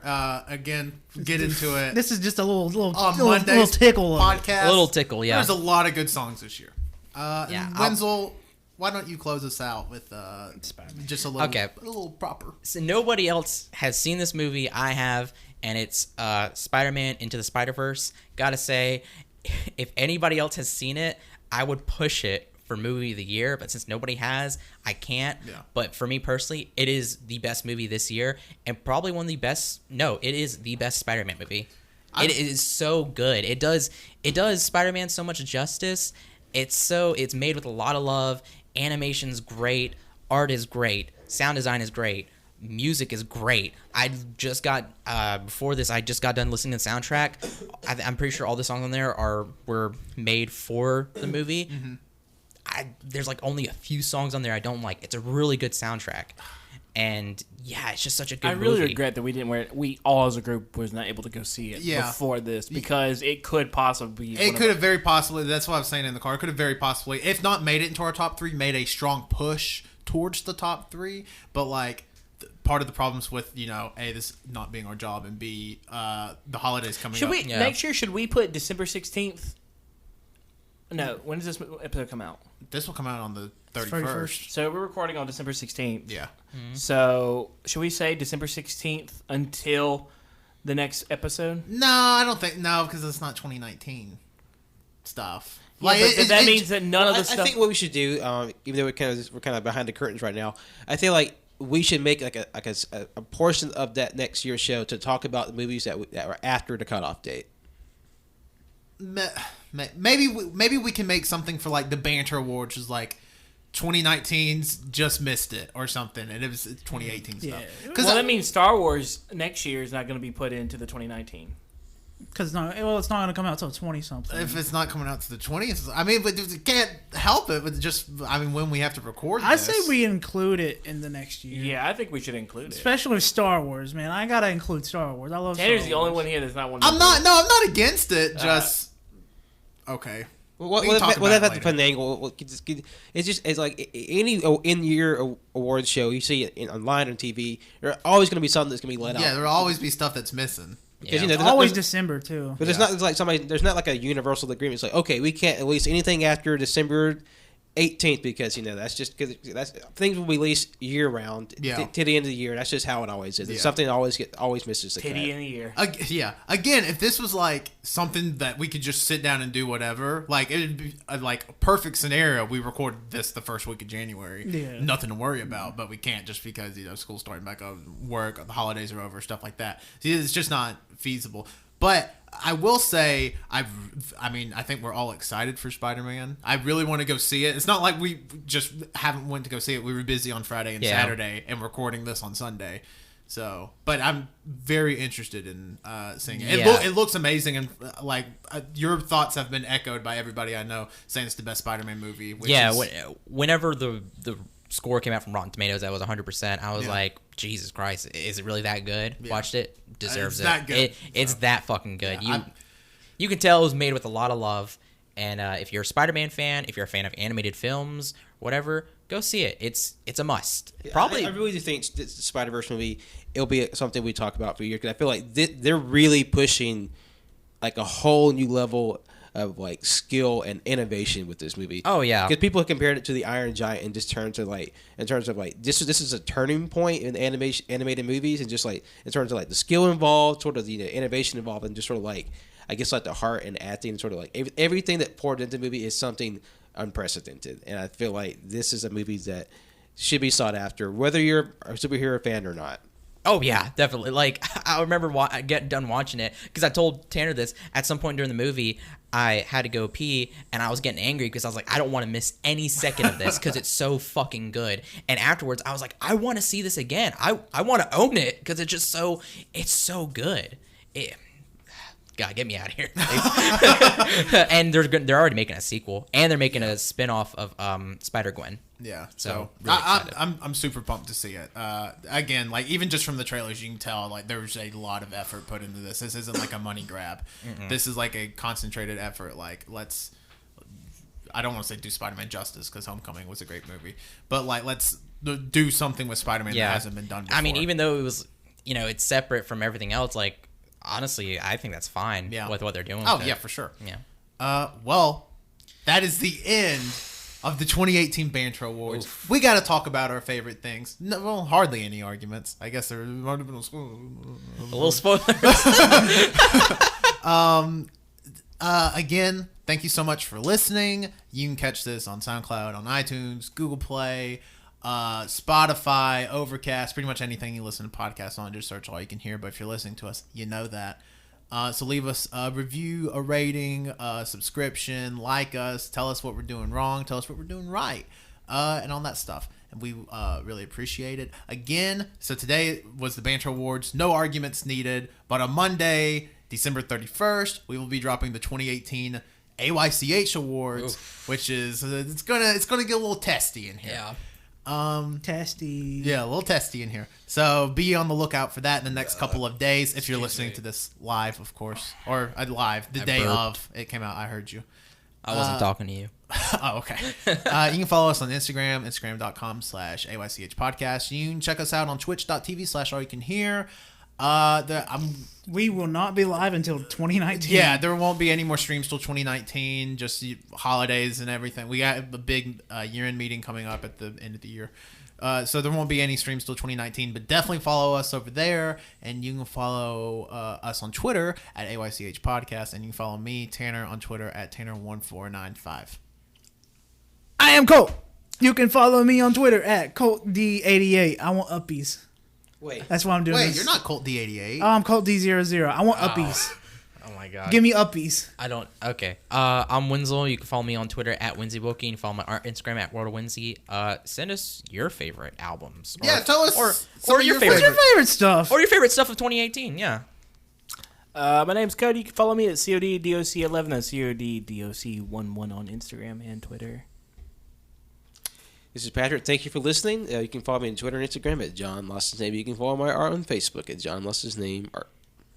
I hope y'all are ready for The beatdown. If we go for 2 more minutes, we hit exactly 3 hours. Are you fucking kidding me? No. We're not going 2 more minutes. No, Cut it. end Oh it. no, we End gotta it. go. Happy New Year's.